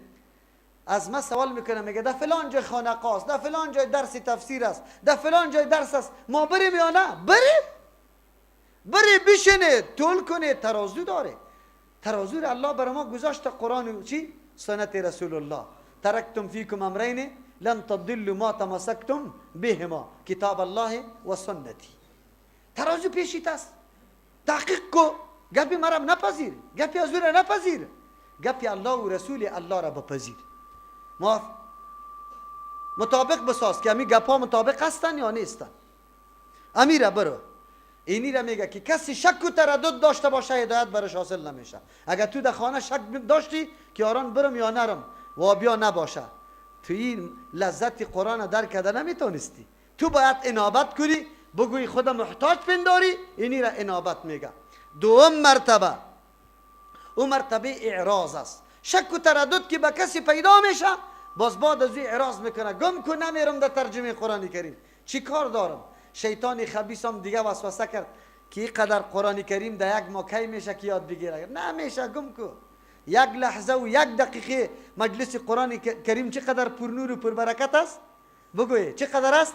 اگر آدم هیچ فرصت پیدا نمیتونه، یک ساعت پیدا میتونه، اما یک ساعت در مجلس قرآن باید تیر بکنه. در یک ساعت الله بر انسان بسیار امور میفهمانه، در قلب انسان مندازه. دوم مرتبه است. سوم مرتبه، مرتبه جدال است، منازعه کردن. کسی که در راه باطل روان شوه اعراض از حق بکنه، بازمو مفکوری خود قطعی منازعه و بخش چی داره؟ جدال داره. امروز همون طور مردم ها هست. ما را به درس قرآن نمیمانه، میگه بیا مناظره میکنیم. ریسفیدا همی خاطر آمده بود که شما مناظره بکنید. باز ما گفتیم که ما خو در رمضان مناظره نمیکنیم، ما درس ها داریم. بعد از رمضان باز بنا بر شرایط شما معتبرخانه که آمده ضمانت کنه. دیگه شرطایش هم میگذارم، یک شرط قطعش ماندم، دیگه شرطا هم قطعش ماندم که هر کس مغلوب شد، من که مغلوب شدم مریدش میشم، بس خدمتگار خانقاه میشم. خو اگر مغلوب شدن شما بیا مسلک ما را بپذیره، وام بیا، بس دیگه نمی شرط ما مناظره میکنیم. خو ضمانت شوه، قبلا ضمانت شوه، اینطور نشوه که باز هم مغلوب شوه و هم فرار کنه، اینطور نشوه. حق به مردم واضح شوه. این به نمی شرط مناظره میکنیم، جدال قطع میکنه، منازعه میکنه در امر حق. این سوم مرتبه است. چهارم مرتبه او را ختم قلب میگه، اونجا در مقابلش ربط القلب بود. در این امر باطل در سرحد میرسی که کدام استعدادی پذیرش الله بر داده بود، اما استعداد مکمل ختم میشه، لا کمور میشه دیگه. حالی نه تقریر، نه تبلیغ، نه قرآن، نه حدیث، هیچ چیز سر تو تاثیر نمیکنه. خلاص نعوذ بالله. ایره ختم الله علی قلوبهم است. این مرتبه است. او طرف هدایت، این طرف دلالت. یا مرتبه ها در بین خود داره، کلی از یاره داره. حالی امی مرتبه ها را علاجش میتونیم یا نه؟ علاجی مرتبه های دلالت توسط چی میشه؟ میکشیم سوره یونس آیت 57 که ما امی مرتبه های دلالت و گمراهی را توسط چی علاج کنیم. بعد از او براتان واضح میشه که به قرآن چقدر ضرورت داریم. سوره یونس در پاره 11 نمبری سوره 10 است، آیت 57. اگر کسی مبتلا به شک باشه، اگر کسی مبتلا به اعراض باشه، اگر کسی مبتلا به جدال و یا به ختم قلب باشه، علاج داره؟ بله، قرآن کریم برای ما بیان میکنه. پیدا کردی انشاءالله. اعوذ بالله من الشیطان الرجیم، بسم الله الرحمن الرحیم. یا ایها الناس، ای تمام افراد بشریت. اینجا آواز و خطاب کتاب الله عام است، کلی افراد مورد خطاب قرار میده. یا ایها الناس، ای تمام بشریت، بیدار شوی، هوشیار شوی، بشنوی اعلان. چی اعلان بشنوی؟ قد جاءتکم موعظة، یقینا آمده برایتان موعظة، نصیحت، من ربکم، از جانب پروردگارتان. نصیحت، هر امری که انسان منع میکنه از کارهای غلط و نادرست، او را نصیحت میگه، موعظه میگه. قرآن کتابی است که شما را از همه امور زشت، بد، غلط، ناروا و نادرست منع میکنه. و این نصیحت هم از احمد و محمود نیست، از حسین و حسن نیست. این نصیحت نصیحت الله متعال، مالک و متصرفتان است. این نصیحت کیست؟ نصیحت الله است. یک، و شفاء لما فی الصدور، در قلبایتان اگر تردد و شک وجود داره، اگر مرض وجود داره، شفاست برای آن چیزی که در سینه هایتان قرار داره. در سینه چی قرار داره؟ عقیده. اگر خلل در عقیده داره، ضعف در عقیده داره، قرآن کریم ای را تقویت میده و خللا را چی میکنه؟ دور میکنه. شفا که در هر جای آمده، اصل مطلب شفا، شفا فی الصدور است. چرا قید فی الصدور خطش گذاشته شده در آیتا؟ لیکن جادوگرای بدبخت وقتی که بیا ببین و برنامه را شروع کرده بود که می رفتن، کلیشان از کجا استدلال میکردن؟ و ننزل من القرآن ما هو شفاء و رحمت للمؤمنین. ما قرآن نازل کردیم شفا. کدام شفا؟ ای بدبخت، تو قلب یک دم پر از کینه و کدورت و عقیده غلط و نادرست و سحر است، باز میگی قرآن شفاست؟ قرآن شفای قلب میکنه، عقیده تا درست میکنه. اگرچه در ظاهر هم دم انداختن کلمات قرآن کریم الله برکت انداخته که تو را شفا الله بده، لیکن اصل معنای شفا، شفای چیست؟ عقیده. خلل یا نقصانی که در عقیده داری توسط قرآن اسلام میشه. دمی چند روز؟ 3 روز میشه. دمی 3 روز راستیتان بگوید چقدر اصلاح شده عقیده ما، چقدر اصلاح، خصوصا او برادرایی که جدید در حلقه درس شامل شده، چقدر برای تو معلومات حاصل شده، در کدی حقیقتا برای تو. از او خاطر قرآن میگه. باز چی میگه؟ و هدن، برنامه مکمل راهنمایی است، برنامه هدایت است. انسان چه قسم زندگی در دنیا اختیار کنه، چه قسم زندگی بکنه، کدام طرف روان است. این برنامه هدایت کیست؟ قرآن کریم. و رحمت للمؤمنین، کسی که قرآن برنامه هدایت خود جور میکنه، مکمل عمل به قرآن میکنه، آل موجب و ذریعی کیست؟ رحمت الله. خوی برای کیست؟ برای عام مردم یا برای مؤمن؟ مؤمنی که قرآن عمل کرده، مؤمنی که قرآن عمل کرده. در مقابل شک و تردد موعظه بود. توسط نصیحت قرآن قلبت اصلاح کو، شک و ترددی تا دور کو. قرآن شفاست. خلل که در عقیده پیدا شده و توی اعراض داری، روگردانی میکنی، این را علاجش بکو. بعد از او تو جدال میکنی، بحث میکنی، نکو بحث. برنامه هدایت قرآن است. آرا و نظریات خدا پیش نکو به مردم، از قرآن دلیل بگی که قرآن چی میگه. چهارم، عمل سری کتاب الله بکو که ذریعه رحمت الله است. هر چهار مرض گم میشه. بعد از او الله چی میگه؟ این بشارت، این آیت هم میخوانم که شما مشترکین درس قرآن یکمی خوش شوه. قل بگوی پیغمبر علیه السلام، بگوی اعلان بکو به امت خود، به اون مردمایی که شفتگان قرآن کریم است، محبت با قرآن داره، بر از اعلان بکو. چی بکو؟ بفضل الله، بفضل الله تبارک و تعالی و برحمته، برحمت الله، فبذلك، بمی فضل رحمت الله چی بکنه؟ فلیفرحوا، باید خوش شوه.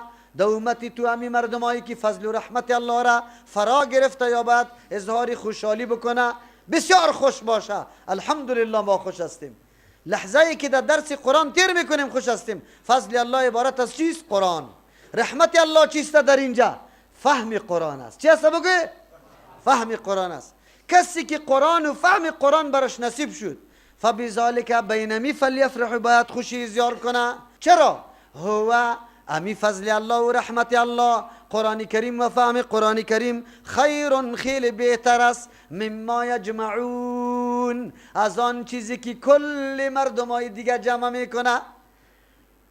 امروز که هر کس در هر دایره و دفتر و دیوانی خود، در هر سرک و عرده و بگوی زمینی خود جمع کرده رایست، هر چیزی که جمع میکنه، الله میگه از کلش کرده که قرآن و فهم قرآن چیست؟ بهتر است. خوشحالی برای ما هست یا نیست؟ مردم ها رفته طرفی کاری خود، شاید تالی را یک لگ و دو لگ افغانی هم کمایی کرده باشه، خب قرآن میگه از کلش کرده ای چی است؟ خیرون، بهتر است. چرا؟ و یک لگ دو لگ گاهی غمی جانش میشه، سایکو که دوست رایش گرفت، ایام سختی سری دو لگ کرد، زد شکشته. خلی که نی خیری است که قطعا کسی از پیش تو گرفته نمیتونه. هدایت برات میکنه. علاج امی گمراهی ها را کی میکنه؟ بگوی الله تبارک و تعالی میکنه. از او خاطر هر کدامش راهایش، علاجش الله تبارک و تعالی برای ما بیان کرده. ضرورت قرآن براتون معلوم شد یا نشد؟ که راه علاج تمام بدبختی ها کیست؟ کتاب الله جل جلاله. اهدنا الصراط المستقیم، هدایت کو ما را رای برابر، رای برابر، صراط مستقیم، رای راست میگه، خالی از هر نوع کجی، که در او کجی نباشه، در اونجا کدام خلل نباشه و یکی در مقصد تو را برسانه و او را در میانه باشه، نه افراط داشته باشه نه تفرید. اینی را رای چی میگه؟ مستقیم میگه. ابن عباس رضی الله عنهما میگه رای مستقیم عبارت از دین اسلام است. تفسیر مدارک نوشته میکنه رای حق، یعنی هر رایی که ثابت است، واقعیت داره، امور رای مستقیم گفته میشه. علامه آلوسی صاحب تفسیر روح المعانی میگه عبادات، اعتقادات، معاملات، سیاست، تمام اموری که در دین گنجانیده شده کلش به نام صراط مستقیم یاد میکنه. و بعضی علما میگه که صراط مستقیم عبارت از چی است؟ قرآن کریم است. لیکن در آیات قرآن کریم صراط مستقیم چی را گفته؟ چند چیزه؟ 4 چیز صراط مستقیم در قرآن کریم گفته. اول توحیده، عقیده یک تا پرستی کی را؟ الله متعالی. میکشیم سوره مریم آیت 43 را که با آیاتها ثابت شوه که صراط مستقیم کدام است. بعد از او کسی که اینی راه روان است در صراط مستقیم است که نباشه نیست. از آیت 41 شروع میکنیم که مطلب حل شوه. الله میفرما اعوذ بالله من الشیطان الرجیم واذکر، یاد کو پیغمبر علیه السلام، بیان کو، یاد کو، فی الکتاب در قرآن کریم ابراهیم علیه السلام داستانش، واقعیش که سبب هوشیاری و بیداری مردم شوه، مردم حقیقتا را درک بکنه. ابراهیم یک شخصیت است، یک انسان است، در مقابل دولت، قوم، پدر کلگی قیام کرده، لحاظا نمیکنه که پدرم است قومم است، لحاظداری نداره. چی میگه؟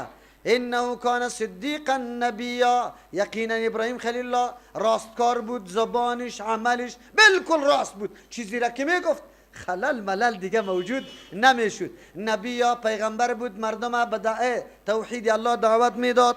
اذ قال لابیه، اول دعوتش برای پدر بود.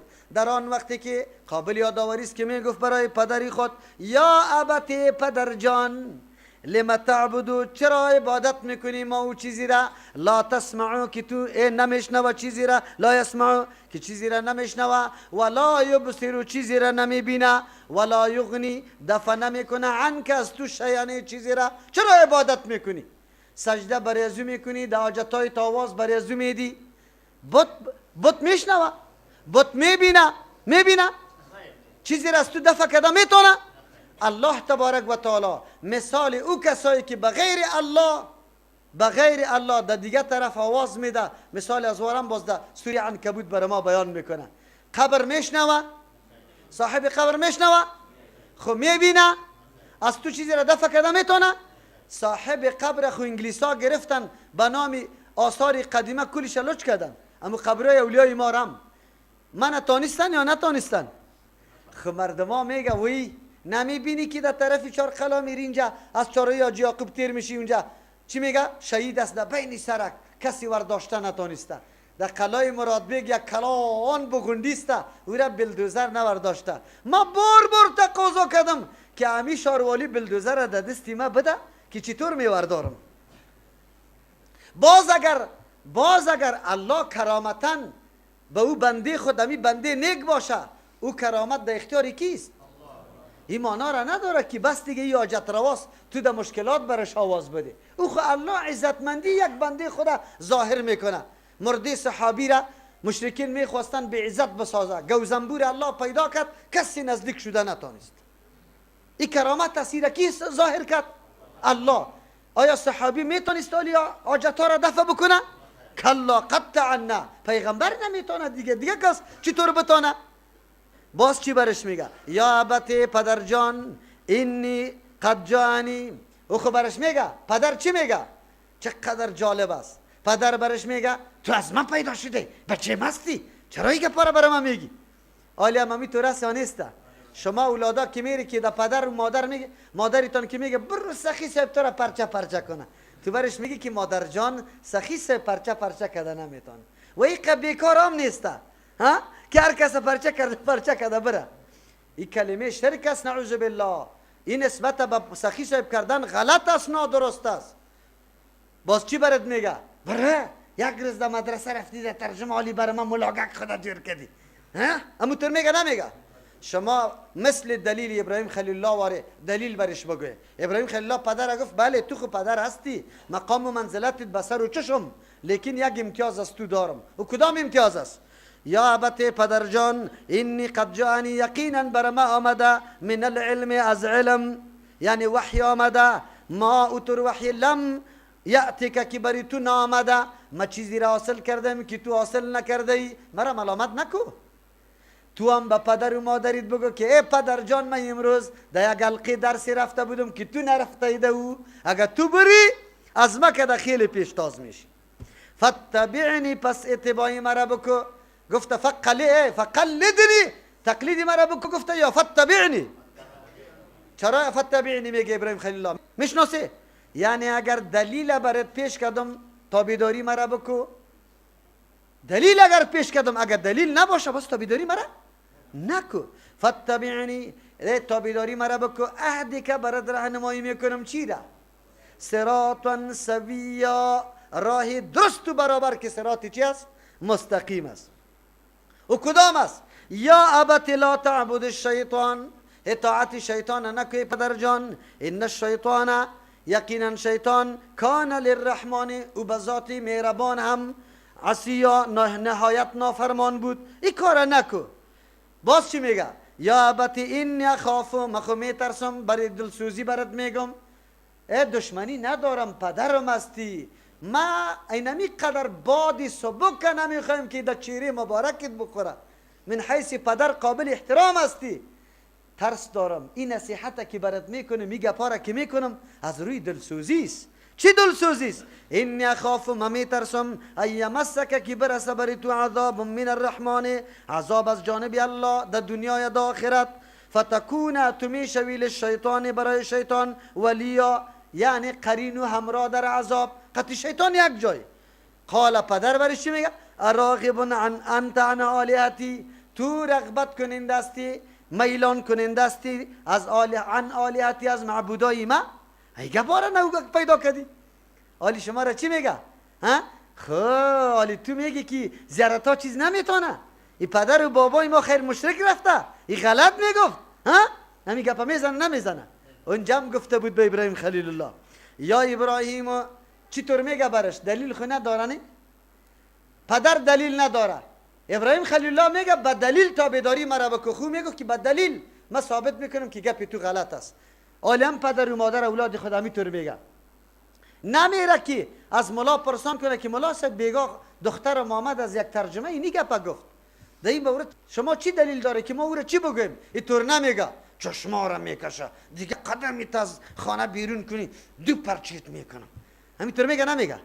پدر ابراهیم خلیل الله همینطور گفت. لئن لم تنتهی، اگه من نشدی از این گپکای وابیگریتا، این گپای وابیگریتا گفته رایستی برای من، لارجمنک، خامخا سنگسارت میکنم و اجرنی. دیر شو او تو دور کو خود از پیش من. ملیا یک زمانه را این گپا را گفته رایستی، من تو را ماندن نیستم دای پالوی خود. این گپا را میگی، گپای وابیگری را میگی. ابراهیم خلیل الله داستان شمی رقم است. جنجال قتی پدر پیدا میشه، جنجال قتی قوم پیدا میشه. جنجال روزی فرا برسه که شو تا صبح گریان کنی. روزی فرا برسه که بگو یا الله چی گناه کردم، از واکده نمازی خوب میخوانم، از واکده پابند سنت هستم، از واکده اخلاقی خوب دارم، از واکده روش خوب دارم، از واکده عقیده خوب دارم. چی گناه کردم که مردم کلگی مرا تهمت میزنم؟ باز اونمو وقت درد محمد رسول الله صلی الله علیه وسلم باز براتان حاصل میشه. او وقت باز میدانه تا وقتی که در این مرحله نرسیدی یقینا درد پیغمبر را درک کرده نمیتونی که پیغمبر چه قسم دعوت داده بود و چه قسم سختی ها را متحمل شده بود. آلی خو اسلام مفت به ما آمده و میگه مسلمان هستیم. الله اکبر. زمانی که در اللهم صل میرسه و میگه علی محمدین، همی سختی های پیغمبر را در ذهنتان بیاره که یقینا الله رحمت کو سر پیغمبر. یک نفر بود در جامعه، یک دم بود پرست کار میکرد، دعوت میداد. کدام سختی سر عالم ما آمده؟ سر ما آمده. آیا ما پیزار ما از خون پر شده؟ آیا در گردن ما نعوذ بالله شکمبه انداخته شده؟ آیا قطی سنگ در کوچه ها دوانده شدیم؟ این العلماء ورثة الانبیاء. علما وارث چه رقم وارث پیغمبر است؟ الواخوری میکنه. اونجا باز میفهمه این مرحله اگر عقیده پخته پیدا کردی یقینا این رای دعوت ادامه دادی، این گپا سرطان آمده نیست. این سری خود لازمی بدانی. پدر از خانه میکشه تا بدان، خاله عمه ماما کلگی طعنه برات میده. این را خوب بفهمی. قوم خطتان اینمی طور برش میکنه، میگه زنده و مرده ما از ما تو باز جدا است. این را بدانی. اگر واقعا به نقش و قدم کی روان شده؟ یقینا در ملت ابراهیم خلیل الله بودی، امت محمد رسول الله بودی. این گپا سرطان آمده نیست. این تهدیدا براتان میشه. این تهدیدا در موبایل برات میاد که یک ساعت باقی مانده، یک ساعت پرانده میشی. به هزارها به صدها همینطور سخنا و مسجا به خودم آمده. تهدید شده که یک ساعت دیگه وقت داری، خود نگاه کن. من گفتم یک ساعت نه، یک لحظه. خب من در اختیار الله قرار دارم، نه در اختیار تو. اگر الله مرگ مرا مقرر کرده علی الرأس والعین، الحمدلله که در این راه بمرم و به این نام بمرم. دیگه چی آرزو داریم؟ زندگی انسان که هر قدر زحمت میکشیم برای چی میکشیم؟ برای ازی میکشیم که ما در راه غیرت دین بمریم. از این کده دیگه بهتر گپ در کجاست؟ خب شما متانت و قوت پیدا کنید برادر و خواهرها. اول تهدید از طرف پدر و مادر است، قوم است، خیش است، اقارب است. این حالت ها سرتان میاد. اینطور حالت بیا که شو تا صبح گریان کنی، که ایران مانده باشی که یا الله من چی گناه دارم، چی جرم دارم، من خیرخواهی مردم رو میخوایم و مردم مرا سنگسار میکنه. چرا؟ این را بدانی. خود چی بگویه در مقابل همین مردم که تهدید میکنه بد میگه؟ راه یاد بگیره، راه دعوت یاد بگیره. ابراهیم خلیل الله چی میگه؟ او شخصیت بزرگوار حنیف چی میگه؟ قال سلام علیک. این سلام سلامی از این نیست، این سلام سلامی متارکه است. پدر جان دیگه ما خو نصیحتی خود کردم برات، او که تو نمیپذیری ما تو با هم جدا، با هم جدا، با هم جدا، موحد و مشرک با هم یک جا شده نمیتون. سلام علیک، سلام بالای تو چی مانا؟ ای ما تو با هم جدا شدیم بس است. صحیحه که دی نسب پدرم هستی، اما مهم نسب نیست، مهم چیست؟ عقیده است. ما را که متحد و برادر میسازه کی میسازه؟ عقیده میسازه، نسب نمیسازه. از او خاطر میگم ساستغفر، بازم بنابر پدر بودنم بخشش طلب میکنم لکه برای تو. اینجا مراد از بخشش طلب هدایت است. از الله دعا میخوایم که تو را هدایت کنه. انه کان بی حفیا، الله ما خو سر ما خیلی مهربان است، شده میتونه دعای ما در حق تو قبول شود. آخرین که پدر چشما را سرطان کشید کدام را داره؟ دعا کردن. کدام دعا؟ دعای هدایت. دمی ترجمه قرآن دمی وقتی آخر دستی بالا که الله پدر و مادری مرا هدایت کو، برادری مرا هدایت کو، همشیره مرا هم هدایت کو، کاکا و مامای مرا هم هدایت کو، انشالله دعا قبول میشه. یک روز است که امی پدر قدری تو را بکنه، از کل بچه ها کده تو را قدر بده. چرا؟ حقیقت درک کده فهمیده. برات میگه که بچیم یک اولادم تو بودی، واقعی اولاد بودی. مادر قدری تو را بکنه، قوم قدری تو را بکنه، کاکا این روز هم میرسه. همین تو روز میرسه که یقین به الله بکو که آنقدر دوست داره که نمیخواه که همی ادنا گپی کدام یک برگ درخت سری تو اصابت. گپی حق. و اعتزلکم، ما از شما جدا میشم، و ما تدعونه، و از او معبودایتان که شما آواز میدی من دون الله بغیر از الله در وقت حاجت و تکلیفایتان. و از کی طلب میکنم؟ شما بری از امون معبودای نام نهاد و قبرایتان طلب کنی، بتایتان طلب کنی. ابراهیم خلیل الله چی میگه؟ و ادعو ربی، ما یک الله خدا طلب میکنم، دیگه زور ندارم. ما به مردم همینطور اعلان میکنیم که مردم که قبول نمیکنه بری 1000 دفعه از قبر صدا کنه حاجتتان طلب کنه، ما خو از الله طلب میکنیم. فرقی ما و توی نمیسته. عسى الله اكون بدعای ربی شقیا، امید دارم که نشوم به طلب کردن از پروردگار خود بدبخت، که از الله خود بخوام بدبخت شوم. نه، الله عاجزی به الله بکنم باز حاجتی مرا پوره نکنه، بالکل پوره میکنه. به الله خود عاجزی میکنم او الله بالکل مرا از این رحمت محروم نمیکنه. در اینجا صراط مستقیم عبارت از چی بود؟ توحید. چی بود بگه؟ دوم عبادت صراط مستقیم است، عبادت یک الله. آیت 36 بکشه. اعوذ بالله من الشیطان الرجیم، بسم الله الرحمن الرحیم. از آیت 34 میخوانیم که خب گپیتان واضح شود. ذالک عیسی ابن مریم، این موصوف به صفتهای سابق که ذکر شده. عیسی علیه السلام بچه مریم بیبیست. قول الحق الذي، گفتم عیسی علیه السلام سخن حق، الذي هم سخن حق فیه که دو سخن یمترون مردم نظام کردن. ما کان لله، نیست سزاوار برای الله ایتخذ که بگیره من ولدین برای خود ولد شریک بگیره. سبحانه پاکیست برای الله از هر قسم شریک، نه بچه نه زن نه اولاد نه نازدانه، هیچ کسی در تصرفات الله شریک نیست، الله نیازم نداره.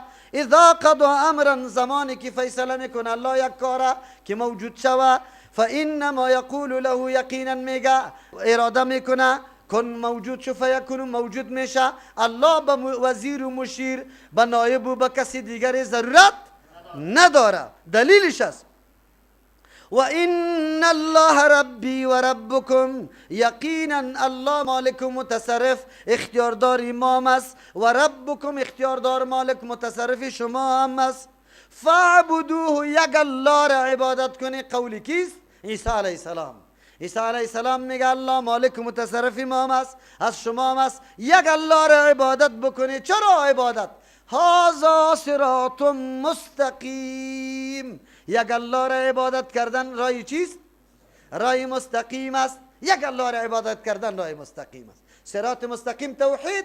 دوم بگو یک الله را عبادت کردن. سوم دیگه آل عمران و یاسین هم آمده. ام یک تا بس است براتان کفایت کرد. صراط مستقیم قرآن کریم است. آل عمران آیه 101 دوم سورت است، سپاره 4 از آیت 99 شروع میکنیم. قل بگوی پیغمبر علیه السلام اعوذ بالله من الشیطان الرجیم. قل بگوی پیغمبر علیه السلام یا اهل الكتاب، اهل کتاب، صاحبای کتاب، کتاب در پیشتان وجود داره. لما تصدون، چرا منع میکنه، بند میکنه عن سبیل الله، از راه الله تبارک و تعالی مردم گمراه میسازه. من کسی را آمنه که ایمان میاره شما نمیمانه.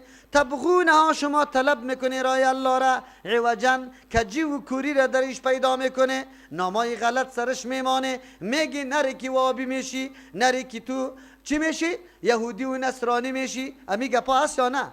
در او زمان اهل کتاب بود، امروز ملا و پیراست. کدام ملا و پیرا که دشمنی با قرآن داره؟ و انتم شهدا، در حالی که شما خودتان علماستی میدانی.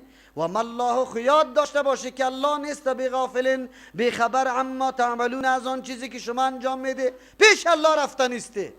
سعی کنه از راه الله منع نکنه. یا ایها الذین آمنو، کسایی که دعوای ایمان داره، ای خبردار، ان تطیعوا، اگر شما اطاعت بکنی، فریقا، یک جماعت، من الذین اوتوا الکتاب، از جمله کسانی که برشان کتاب داده شده، ملاهای گمراه، در او زمان اهل کتاب بود.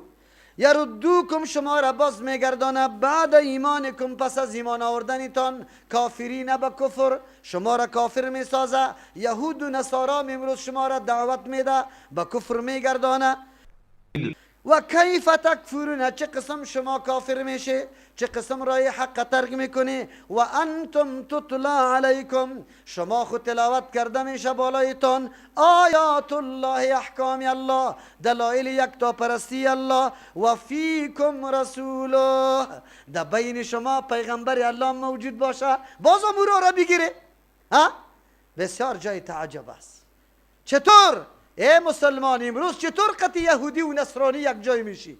در بین تو کتاب الله وجود داره، پیغمبر از دنیا رحلت کرده، اما تعلیمات پیغمبر به شکل حدیث تدوین شده در بین شما وجود داره. بسیار جای تعجب است. چرا نصرانی و یهودی شوه؟ چقدر عیب برای دین اسلام نعوذ بالله نسبت میشه که یک کسی دین اسلام بگذاره یهودی و نصرانی شوه. خب بله، کی نمیشه؟ کی نمیشه که آدم از راه حق نمیگرده؟ قرآن براتون میگه و من یعتصم، کسی که چنگ میزنه، بالله، به الله تبارک و تعالی، مراد چنگ زدن به الله چیست؟ به کتاب الله، قرآن الله، فقد هدی، یقینا هدایت کرده شده، الی صراط مستقیم. برای چی؟ کسی که به چنگ به کتاب الله داد، او هدایت شده به سوی راه چی؟ مستقیم. 4 چیز در آیت‌های قرآن کریم عبارت از چی؟ صراط مستقیم. 4م رایش رای انبیاء علیهم السلام و تابعدارای انبیاء علیهم السلام. سوره صافات میکشیم، از آیت 114 میخوانیم. ولقد مننا، یقینا ما احسان گذاشتیم، علی موسی، بالای موسی، و هارون، بالای هارون علیهم السلام، و نجیناهما، نجات دادیم اردویش و قومهما، قوم اردویش، من الکرب العظیم، از استراب و پریشانی غم خیلی بزرگ، و نصرناهم، امدادشان کردیم، فکانوا هم الغالبین، بودن و غالب. و آتیناهم الکتاب المستبین، داده بودیم بردویش یک کتابی که خیلی واضح بود احکامی و کتاب. و هدیناهما، راهنمایی کرده بودیم بر اردو پیغمبرا، الصراط المستقیم، رای کی را؟ مستقیمه. رای پیغمبرا رای چیست؟ مستقیم است. پس 4 چیز شد رای مستقیم: توحید، عبادت یک الله تبارک و تعالی، قرآن کریم و رای انبیاء علیهم السلام. این به نام چی یاد میشه؟ صراط المستقیم. اهدنا الصراط المستقیم، هدایت که ما را رای مستقیمه. عالی، رای مستقیم دعوتگرای از کیسته؟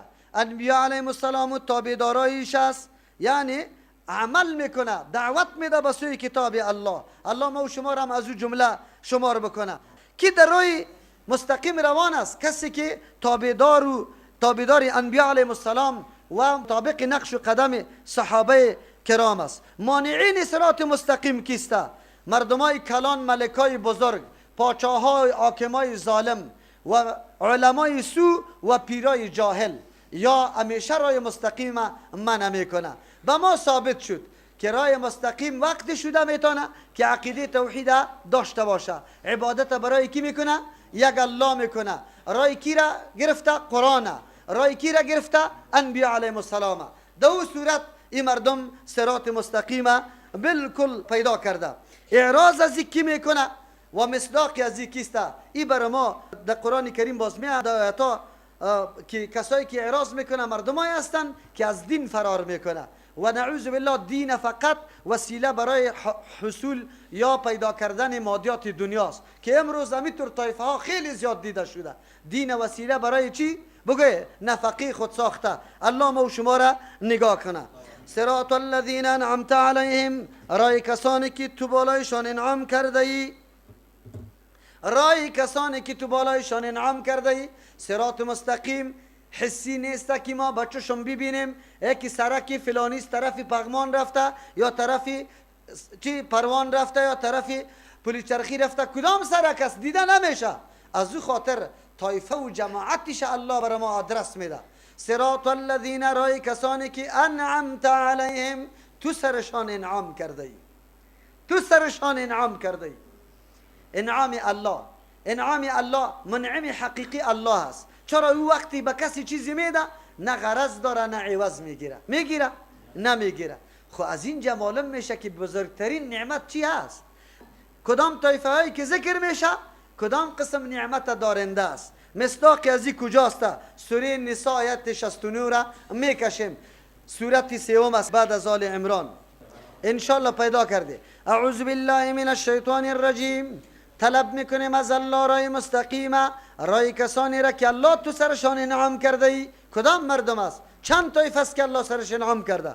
قرآن کریم میگه در اینجا بر ما بیان میکنه و من یطع الله، کسی که اطاعت الله را میکنه و الرسول از پیغمبر را میکنه، فاولئک، ایتور طایفه مع الذین، رای کسانی است انعم الله علیهم که الله بالایشان انعام کرده.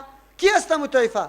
من النبیین، از انبیاء علیهم السلام، و صدیقین، از او مردمایی که اول درجه تصدیق دعوت انبیاء را کرده، دعوت ازوا را گل برش داده، و دیگه و شهدا، کسایی که فداکاری کرده قربانی داده در را خوری خود را اختانده یا عقیده را زنده نگاه کرده، و صالحین، و کسانی که جماعت مصلح یک تکه جماعتی که یقینا الگو برای انسانیت می باشه همونطور دل پیدا شده.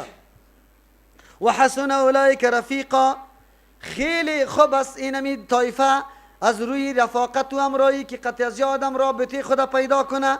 ذلک الفضل من الله، اینمی احسان از جانب الله می باشه که به کس نصیب میشه. و کفا بالله علیما، الله کافی است از روی علم، میدانه که کی قابلیت و صلاحیت ازیره داره. دایت خوب متوجه شوی. باز مردم ما را ملامت کنه بگویه که کتاب الله ما را به کدام طرف دعوت میده. الله چی میفرما؟ و من یطع الله، کسی که اطاعت الله را میکنه. اطاعت الله را در چی میکنیم؟ در او احکامی که در کتاب خود بر ما روان کرده. اطاعت الله به چی میشه؟ با ما انزل الله، چیزی را که الله فرستاده مکمل بپذیریم. این اطاعت الله است. خیر اطاعت الله وقتی میشه که ما کتاب الله را معلومات داشته باشیم. چی داشته باشیم؟ او معلومات کتاب الله توسط چی میشه؟ که در درسای کتاب الله شریک شویم، بشنویم که آیاتای قرآن چی بیان میکنه. خود جناب پیر صاحب به مرید خود میگه لطیفه جاری نشده، یک چند روز تلاوت قرآن بس کو. به خاطر که لطیفه جاری شوه تلاوت قرآن کریم چی کو؟ بس کو. یک کسی یک روز ناگهان خفتن در حجره نشسته بودم، خواب لنگی سفیدم در سرش بود، کمی نشست قطمه مانده نباشی کرد. بعد از خفتن یک دم گریان شروع کرد. برای من میگه که مولی صاحب مرا معاف کن. من مذاق هم کردم، من گفتم پیری پنجاب خو نیستم که معاف کنم. تا معاف کردنی الله تبارک و تعالی چرا؟ خیلی زیاد گریان کرد. بعد از گفت که مولی صاحب معاف به خاطر بکو که من در حق تو بسیار ظلم کرده. چی ظلم کرده؟ مرا خو نزده، من تو را ایش نمیشناسم ندیده، چی رقم در حق ما ظلم کرده؟ گفت ما از ذکر الله کرده لعنت بالای تو زیاد گفته. در یک جای مرکزی بودم که همیشه از تو یاد میشد و میگفت که دین تباه کرده، مردم تباه کرده. ما میگفت که لعنت الله سری آدم، نعوذ بالله. گفت یک روز تیر میشدم، در بایسیکل سوار بودم، در باغی بالا آوازی ترجمه آمد دمی گردنه باغی بالا. گفت دور خوردم، تو را نمیشناختم. سوره فاتحه شروع بود، امی رقم. گفت وقتی که گپا را تو میگفتی که فقط این مسئله را من اونجا گفتم، امی مسئله را که مردمایی هستن که از قرآن منع میکنه که تلاوت نکنه. گفتم امی دستی امو کلی واقعه و صانحه سرما تیر شده بود. گفت ما هرچی که میکرد پیر صاحب که مرا میگفت که تو شور بدی شانگه کیتا که اینطور چی بجنبه، گفت نمیشود. واسه مرا گفت که لطیفه جاری نیسته، 50 روز بعد تو قرآن کریم تلاوت نکنی. خودم حافظ قرآن هستم. گفت یک دم همینطور در ذهنم آمد که یاران چی طور کنم. خب بازم بیچاره کم عقل بودم، نمیفهمیدم. گفت این ترجمه که ششتم همی کلی گپا سر ما آمد، بسیار بسیار به من ندامت و پشیمانی خیستم. بیرون که برآمدم از یک نفر سوال کردم که مولوی صاحب کیست؟ گفت برام گفت کی متوکل است. گفت بعد از او بسیار سخت پشیمان شدم که الله اکبر من در کدام را روان بودم و آلی امروز این چی حالت است. گفت مرا معاف کن، من خیلی تو را دشنام دادم، لعنت گفته. خوی واقعات سری خود ما تیر شده بود، اینمی قسم مرا گفته بود. این را دین میگه. این مردمان نماینده دین است. از کتاب الله کسی را منع کردن چیست؟ بگوی کفر است. کسی هم بجز از اینکه در حالت جنابت باشه از قرآن منع است. در حالت چی؟ به خاطر تعظیم قرآن. دیگه وقت از قرآن منع نیسته. چطور شده میتونه که یک کسی خودم نمایندی دین میدانه از قرآن منع میکنه؟ خب بله، مجلس قرآن که فامیلی که از مجلس قرآن منع میکنه باید بشناسیشه، باید بشناسیشه. چرا که باز در جمله منعم علیهم نمیه. و من یطیع الله، کسی که اطاعت الله را میکنه، اطاعت الله توسط عملی کردن احکام الله میشه. او وقتی میشه که ما احکام الله را بدانیم، او وقتی میدانیم که در مجالس قرآن حاضر شویم. یک و رسول اطاعت پیغمبر میکنه. دمینجا چرا نمیگه و من یطیع الله و محمدا، کسی که اطاعت الله را میکنه و محمد صلی الله علیه وسلم اطاعت میکنه، چرا همینطور نمیگه برادرها؟ محمد ذاتش 40 سال پیش بود، قولش قابل اعتبار بود؟ ها؟ قابل اعتبار نبود. پیغمبر که قابل اعتبار شد به خاطر که وحی آمد و این حیثیت و صفت چی را پیدا کرد؟ رسالت پیدا کرد. از پیغمبر تابعداری از حیثیت چیش میشه؟ رسالتش میشه که رسول الله است. رسول الله است. کسی که اطاعت الله را میکنه رسول خالی نیست. چطور اطاعتش بکنیم که او بر ما فرمان بده و ما بپذیریم؟ بله، پیغمبر علیه السلام از دنیا رفت، شاگردای خیلی صدیقین و شهدا صالحین داشت، صدیقین شهدا صالحین داشت و اینمی تعلیمات پیغمبر حفظ کردن، عملی کردن، به ما رساندن یا نه؟ ما باید تابعداری پیغمبر بکنیم. همینجا کدام تابعداری کدام امام صاحب آمده؟ آلی ما در 4 طایفه که شمار میشیم، به اطاعت الله و رسول میشیم، نه به اطاعت یک عالم. دی با ما مامور نشدیم. عالم که اطاعت میکنیم از این حیثیت میکنیم که سخنش سخن کیست؟ الله و رسول الله. مستنبط یا استخراج و کشیده شده از کی است؟ از کتاب الله و سنت. اگر سخن عالم مستنبط یا مستخرج از کتاب الله و سنت رسول الله نباشه، قابل اعتبار است؟ قابل قبول است؟ قابل پیروی است؟ اینمی را دین میگه. دلتان که هر نام سرش میمانه. در غیر از او نه، در غیر از او دین نیست. الله میگه معلوم شد که قطعی 4 طایفه که الله سرش انعام کرده، وقت ما شامل شده میتونیم که 2 شرط پورا کنیم. کدام شرط ها بود؟ اطاعت کی؟ کتاب الله و اطاعت رسول. اگر این 2 را پورا نکرده بودیم در 4 طایفه شامل نمیشیم، قطعا شامل نمیشیم. کدام طایفه هست؟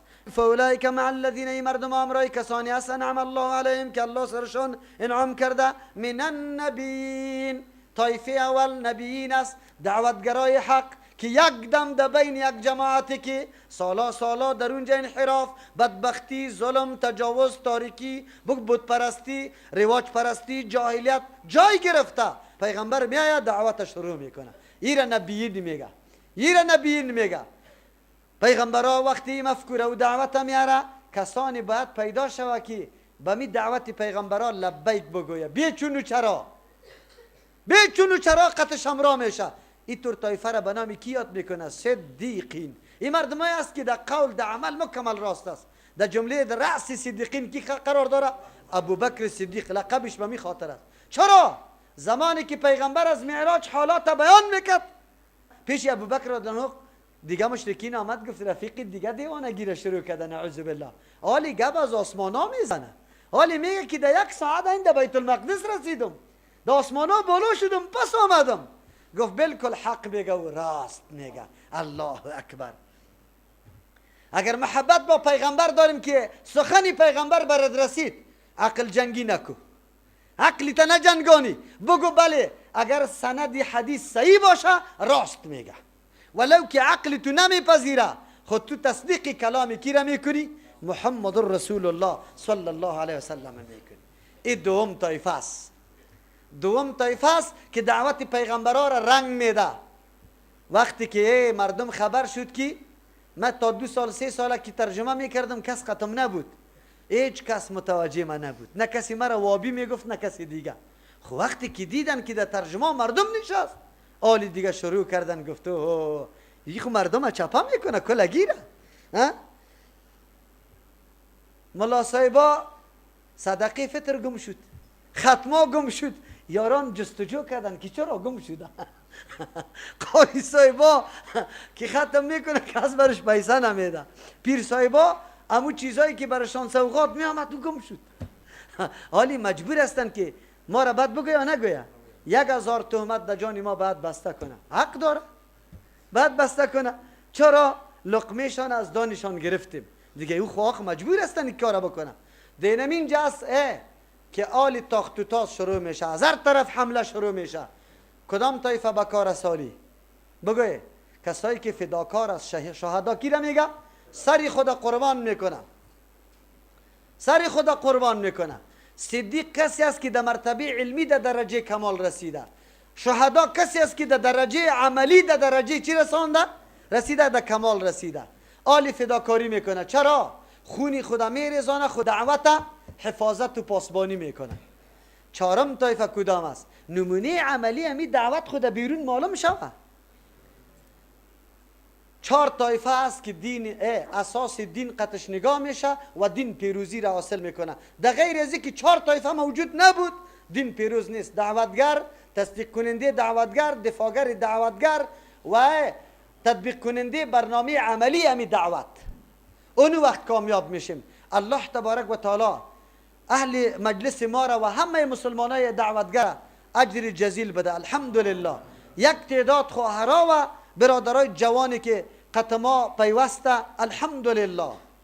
یکی خو تصدیق دعوت کرده، دوم فداکاری داده، به هر نوع شکنجه و بگوی تهدید بالکل سینه داده و تن داده.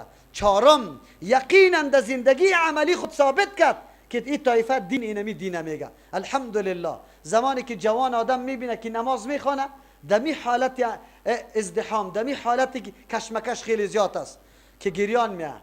ما در تراویح اولین کسی که آب دیدیش میریزه جواناست. الحمدلله. و یقینا همون قسم الله کلی ما و شما را همین توفیق نصیب بکنه. ما بار بار گفتیم او سلفی که دعوایی میگی که من به منهج سلف صحابه کرام قدم میمانم، با مو سیستم روان میشم، با یک رفع الیدین نمیشی که به منهج سلف تو داخل شوی، با یک آمین به زور گفتن نمیشی داخل شوی. در منهج سلف وقتی داخل شده میتونی که اخلاقیت، عملت، عقیدت واقعا سلف مثل سلف باشه.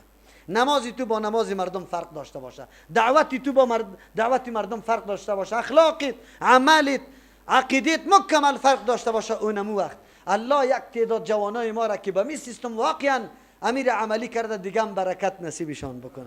دعوتگری واقعی. دل شما چی میخواد که در کلی همی جماعت ها خود شامل بکنیم یا در یکیش؟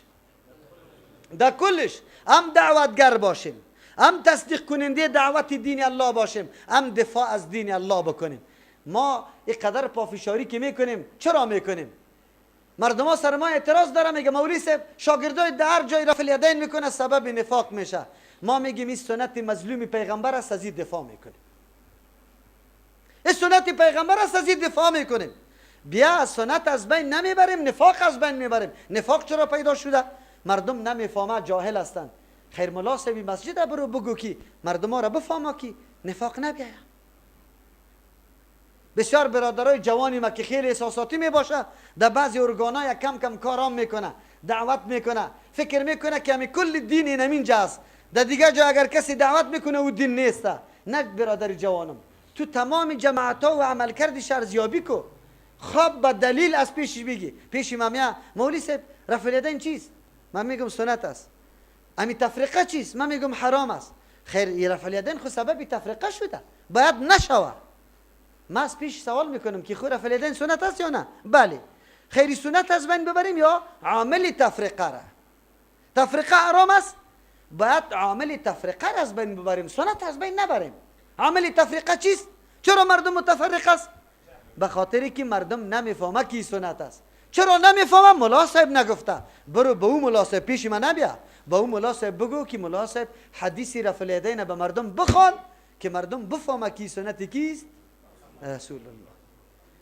امیر رقم میشه؟ امیر رقم بله. چرا نمیشه؟ بیا ما گفتم در مسجد ما در روز جمعه 2 حصه مردم از او کسایی میا که نه دست از سر سینه میگیره، نه آمین به زور میگه، نه رفع الیدین میکنه. آیا قطع ازوان در مسجد من نفاق وجود داره؟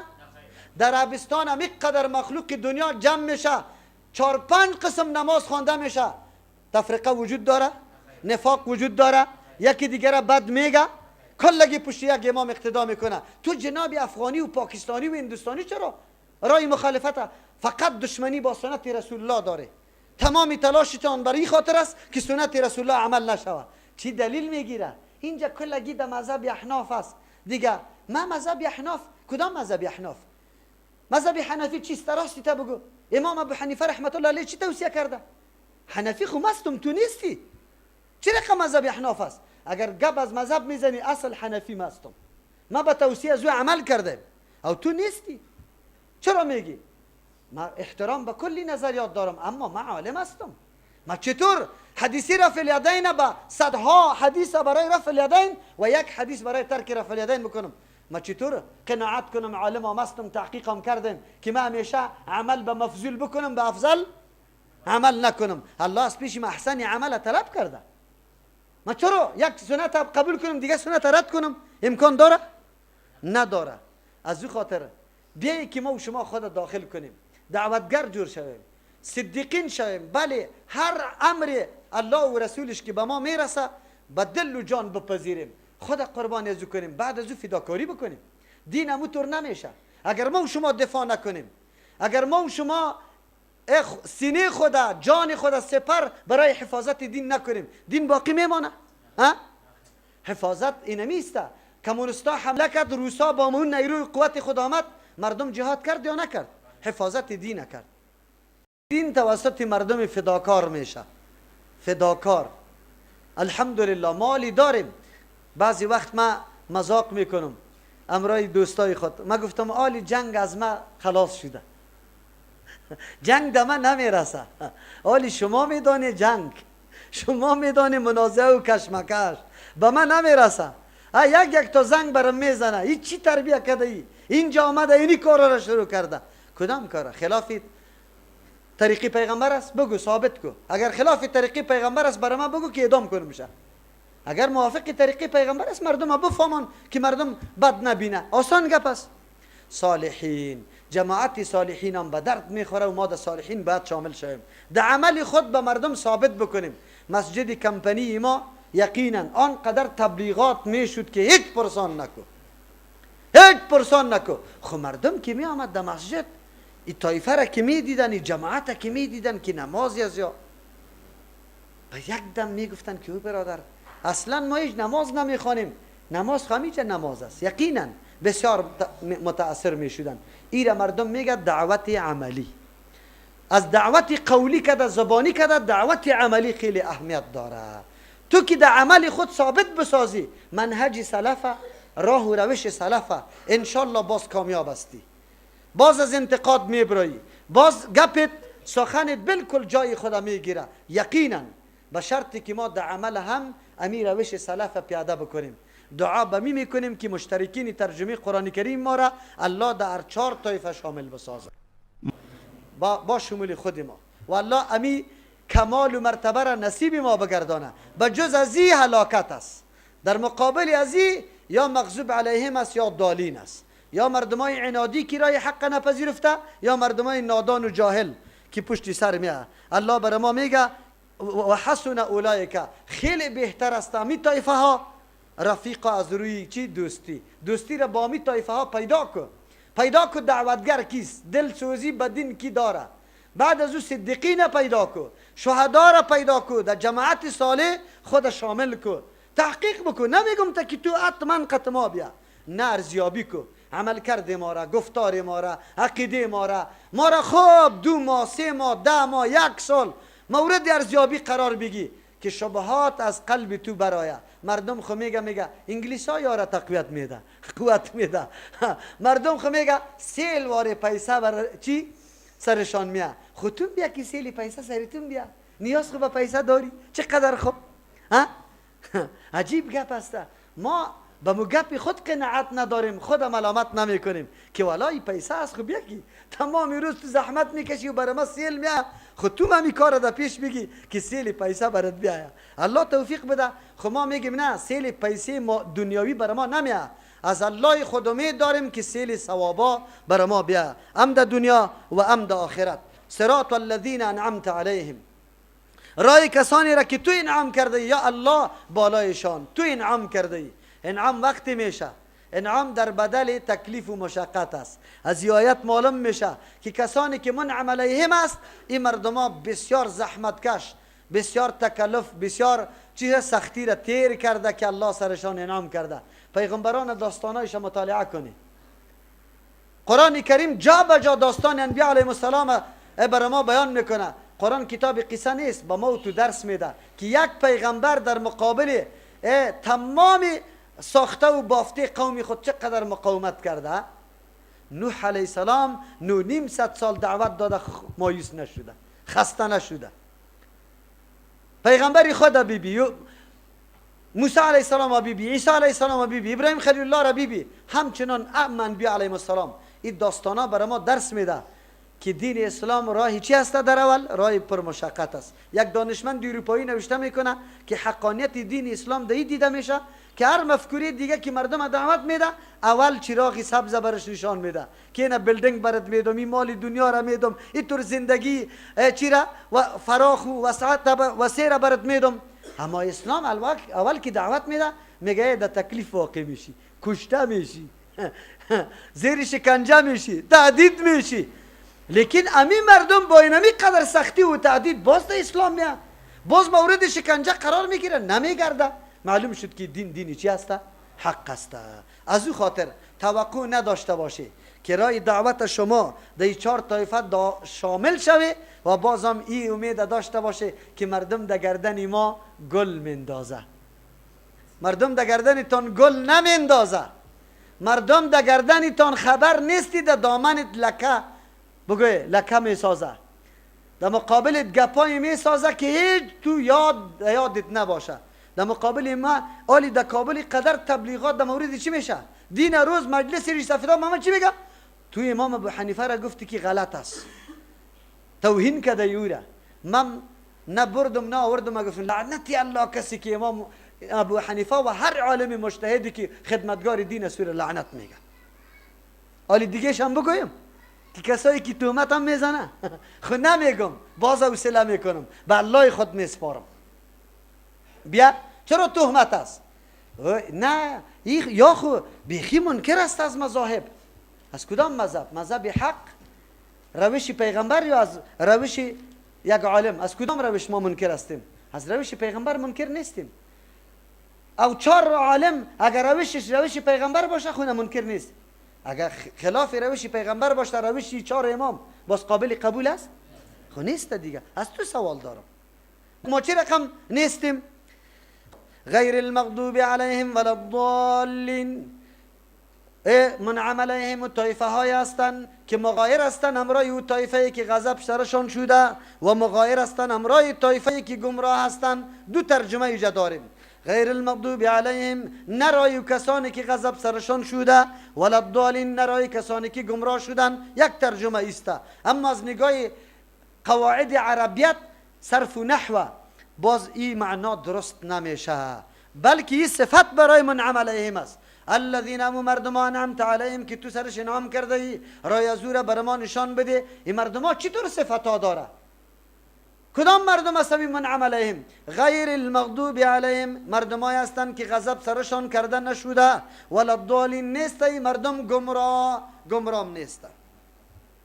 جانب مثبت معلوم شد که انعام سرش شده، جانب منفی نه غضب سرشان شده و نه گمراه هستند. در حدیث ترمذی پیغمبر علیه الصلاة و السلام بیان کرده که مغضوب علیهم یهود و ضالین کی است؟ نصارا. خب منظور پیغمبر علیه السلام اصل مفهوم مغضوب علیهم و ضالین نگفته، یک فرد از افراد مغضوب علیهم و ضالین بر ما بیان کرده که از این را ما و شما مصداق میگیم. چی میگیم؟ مغضوب علیهم سر یهود خوب صادق میشه، ضالین سری کی؟ سری نصارا. وگرنه مفهوم مغضوب علیهم او را میگه هر کسی که سرش غضب کرده شده. آلی کدام کسی که سرش غضب شده در قرآن کریم؟ ابده طایفه است. چند طایفه؟ ابده سبب از اسباب غضب است و ابده طایفه مورد غضب قرار گرفته. همچنان ابده طایفه ضالین است و ابده اسباب چی است؟ دلالت است. از او خاطر مفهومی از این خیلی وسیع است. پیغمبر علیه السلام که یهود و نصارا را گفته صفتای غضب در یهود خیلی زیاد چی بوده؟ دیده شده و صفتای گمراهی در کی؟ در نصارا. چرا؟ به خاطر که یهود علما بودن، دانسته ایرای حق مخالفت کرده، او نصارا چی بودن؟ بگه جاهل و نادان بودن، به نادانی خود مخالفت رای حق کرده. خلاصه سخن ایست که مغضوب علیهم طایفه است که از عناد و ضد کار گرفته، لجوج هستن، میفهمه نمیکنه، دکانداریش بند میشه. تشریح میکنم. ضالین کسایی هست که از نادانی خود نمیفهمه. در هر جامعه اسلامی، در هر تحریک و دعوت واقعی دو طایفه می باشه دشمنایش. یک طایفه همو دشمنا می باشه که حقیقت این جماعت و این تحریک و حرکت خوب میدانه، خو لیکن منافعشان در خطر است. از او خاطر برای حفظ منافع خود چی میکنه؟ بگوی قبول نمیکنه، مقابله حق میکنه. دوم طایفه مردمای بی علم است، بیچاره معلومات نداریم. امروزم امی دعوت ما را چند طایفه داریم مخالفین. یک طایفه ملاها و پیرصاحبای هستند که حتما ضرر برشان توسط درسای ما رسیده و خوب میدانه که را رای حق است، خو لیکن اونجا دکانداریشان چی شده؟ تاوان دیده. از او خاطر مخالفت میکنه. دوم طایفه کدام طایفه است؟ بیچارای مظلومی که تا آلی را حقیقت نمیفهمه. عوام معزی که ملا صاحب و پیر صاحب بگوید که یا وهابی است، باز قطعی در قرآن هم نمیشینه، نماز هم پشتت نمیخونه. همین طور است یا نیست؟ همین طور است. آلی میگیم در اینجا مفسرین کرام بسیار گپا را گفته. مغضوب علیهم کفار مجاهره گفته، کسایی که جهرن بنگی بر الله کفر میورزه. او ضالین منافقین گفته. یک قولی است. دوم قول مراد از مغضوب علیهم کسانی هستند که در اعمال خطا شده و مراد از ضالین کسانی هستند که در عقیده خطا شدند. دو قول. سوم قول مغضوب علیهم کسانی هستند که با علم مقابله حق کرده و مراد از ضالین کسانی هستند که بی علم مقابله حق کرده. دیگه قول مغضوب علیهم کسانی هستند که وا علما بودن او مراد از ضالین کسانی هستند که وا جاهل بودن. اصلا در بین این اقوال مفسرین هیچ نوع تضاد نیست. کل قولا را که جمع کنیم در یک قول راجع میشه که کل اقوال در بر میگیره. مغضوب علیهم کسانی است که تفرید کرده، نقصان کرده. ضالین کسانی هستند که افراط کرده. صراط مستقیم کدام را گفته بودیم که دو افراط و تفرید نباشه. زمانی که افراط و تفرید در کدام را پیدا شد، در کدام طایفه پیدا شد؟ نه وا در راه مستقیم است و نه وا را منعم علیهم گفته میتونیم که افراط و تفرید بیا. چه رقم؟ یهود به خاطر مصداق مغضوب علیهم بود که تفرید کردن. چطور تفرید کردن؟ موسی علیه السلام قبول کردن، خو عیسی علیه السلام در دار بالا کردن. محمد رسول الله را نپذیرفتن، در حالی که قبل از آمدن پیغمبر بشارت ها را علمای کی میداد؟ یهود میداد. گفتین تو پیغمبر میا، ما قطش امرا میشیم، سری کلگی زور میشیم، شرافت و فضیلت به ما ثابت میشه. خود تا آمدن پیغمبر دکانداری از یاقت اوس و خزرج چی شده بود؟ بگوی برقرار شده بود. تاویز و تومار دادن بود و مرغا را گرفته رایی بود. زمانی که پیغمبر آمد، اگر یا ای را تصدیق میکرد اون مرغا باز برش میآمد. آقا صاحب که ما را تایید کنه، باز دیگه وقت مردم پیشش میره برای بند؟ نمیره. پیش پیر صاحب میره که مطریقی تا بده که سر شور بدم؟ میره. چرا قرآن انده پیش نمیگیره؟ اونو بود که علمای یهود مخالفت کردن. چرا؟ به خاطر که بازارشان چی میشد؟ سقوط میکرد. اینی مردم مغضوب علیهم بود که یک پیغمبر قبول کرد، دیگه نه. عیسی علیه السلام در دار به عقیده از در دار بالا کرد. اگر چی عیسی علیه السلام الله در آسمان بالا کرده، قرآن میعبر ما. اما نصارا چی شدن؟ و افراد کردن. عیسی علیه السلام پیغمبر بود، خدا چی گفتن؟ میگه یا عین الله. سه طایفه بودن، یا بچه الله است یا سوم الله است. اینا میگه افراد. پس اصل مقصد این آیت چیسته؟ اهدنا الصراط المستقیم، الله بر ما راه درست راهنمایی کو. صراط الذین، راه کسانی را انعمت علیهم که تو انعام بالای از وا کردی. مردمای هستند که نه افراد دارن نه تفرید. چرا؟ غیر المغضوب علیهم، مغایر هستند همراه کسانی که تفرید میکنن، و همچنان مغایر هستند همراه کسانی که افراد میکنن. پس راه مستقیم امو راه است که نه افراد داشته باشه نه تفرید. منعم علیهم امو طایفه است که افراد و تفرید دو نباشه. بیا اینالی ترازو و معیار بر ما داده شد. آلی ما خود طول میکنیم، در عقیدم طول میکنیم، در عملم، در علمم، در اقتصادم، در سیاستم، در اجتماعم مکمل خود طول میکنیم. تفسیری از این آیت باز در پشت سر میاد دمی سوره بقره. و کذالک جعلناکم امتا وسطا لتکونوا شهداء علی الناس. شما را اینمی قسم گردانی در امت چی؟ وسط. وسط میفهمه که نه دوی افراط است نه تفریط است. ما چطور داریم؟ ما چطور مردمی داریم که یقینا افراط تفرید نباشه؟ در بخش عقیده براتان میگم. مردمی ما دو طایفه است. یک طایفه آنقدر بیادب و گستاخ پیدا شد نعوذ بالله، میگه ولی و یک کافرش کدام فرقی نداره، او هم یک انسان است هم یک انسان است. امروز در دنیای غرب همینطور مردم ها هستن یا نه؟ میگه انسان ها من حیث انسان کلگی یکسان است. خلاص تفاضل در بینشان نیسته. لیکن ما میگیم چرا نیسته؟ یک انسان شب و روز در تلاش عزیز که جیب کی را ببره، جیب کی را دزدی بکنه. یک انسان خود محنت میکنه و میه به یک انسان محتاج دیگه میده. در بین دو انسان زمین و آسمان فرق است یا نیسته؟ است. اینی را مردم میگه تفرید. اینطور مردم ها تفریطی است. خو یک طایفه دیگه ما که خب دیندار است و چی میکنه؟ اولیاء را چی جور کرده؟ الله جور کرده. نه، صفات الله را به اولیاء ثابت نمیکنه، آواز برش نمیده، ذبح به نامش نمیکنه، نظر به نامش نمیکنه، در قبرش طواف نمیکنه. میکنه یا نمیکنه؟ اینی را مردم میگه افراط، زیاده روی کردن. معلوم شد که ملت مبتلا به افراط و تفریط است. رای وسط گذاشته. یک در عقیده براتان گفتم افراط و تفریط در می مسئله عقیده. حدیث پیغمبر صلی الله علیه و سلم برابر یک سخن عادی هم نمیدانه. چی کردن خیر؟ بگه تفرید کردن. چی کردن؟ حالا که سخن پیغمبر سخن کیسته؟ پیغمبر است. سخن پیغمبر سخن پیغمبر الله است. بدون اذن الله پیغمبر سخن نمیگه. لیکن دوم نفر پیدا شده پیغمبر حاضر و ناظر هم میدانه، مشکل کشا و حاجت روا میدانه. این دم حق پیغمبر چی کرد؟ افراد کرد. ما چی میگیم؟ اشهد ان لا اله الا الله، معبود مستحق پرستش و بندگی، مشکل کشا و حاجت روا غیر از الله کسی دیگره. و اشهد ان محمدا عبده، شاهدی میدیم که محمد صلی الله علیه وسلم بنده الله است. الله برش میگیم یا بنده الله؟ بنده الله میگیم.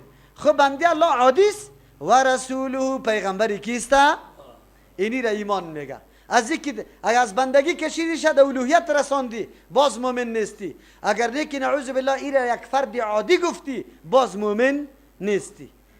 از او خاطر افراط و تفرید نباشه در عقیده. خب با تاسف که افراط و تفرید در عقیده ها رسیده. چرا رسیده؟ پیغمبر کسی یادم نمیکنه، از او که در نواسایش او را یاد میکنه، او را مشکل کشه و چی میدانه؟ حاجت روا میدانه. مرتبه پیغمبر بالاست یا علی رضی الله عنه؟ لیکن چرا علی رضی الله عنه؟ نادی علی مظهر العجایب، آواز بده به علی رضی الله عنه که مظهر عجایب است. ینجیک من کل کرب و نوایب، تو را نجات میده از هر غم و از هر حادثه. و دروغ گوی، چرا دروغ میگی؟ حادثه بزرگ سری اولاد شامت حسین رضی الله عنه که با چند تندک که میدان کربلا شهید میشه نجات دادشونه؟ نجات دادشونه؟ خیر تو دروغ چرا اینطور میگی؟ چرا اینطور میگی؟ مردم با کدام طرف دعوت میدی؟ ببینه خب ایرا مردم میگه افراط و تفرید. چی میگه مولا صاحبی ما؟ و برش میگی اینی ده حدیث آمده. چی براتون میگه؟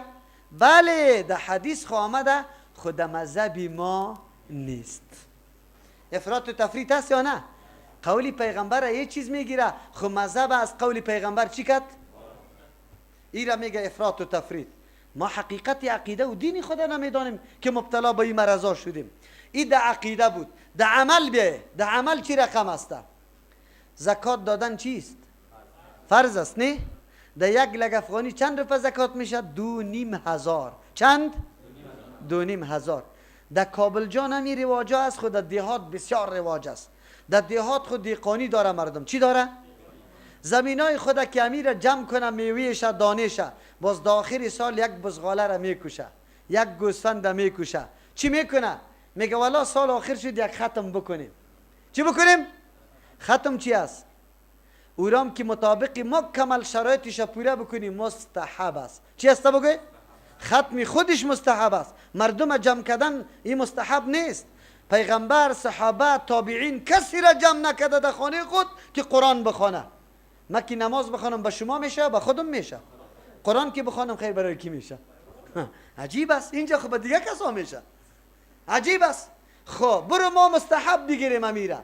مردم ای ختم میکنه. وقتی که برش میگی که بیادرکم یک لگ افغانی داری زکات بده، 10,000 در ختم مصرف میکنه، 2500 در فرض مصرف.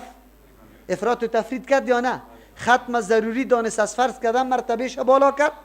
بگوی او فرض مرتبهش در کجا آمد؟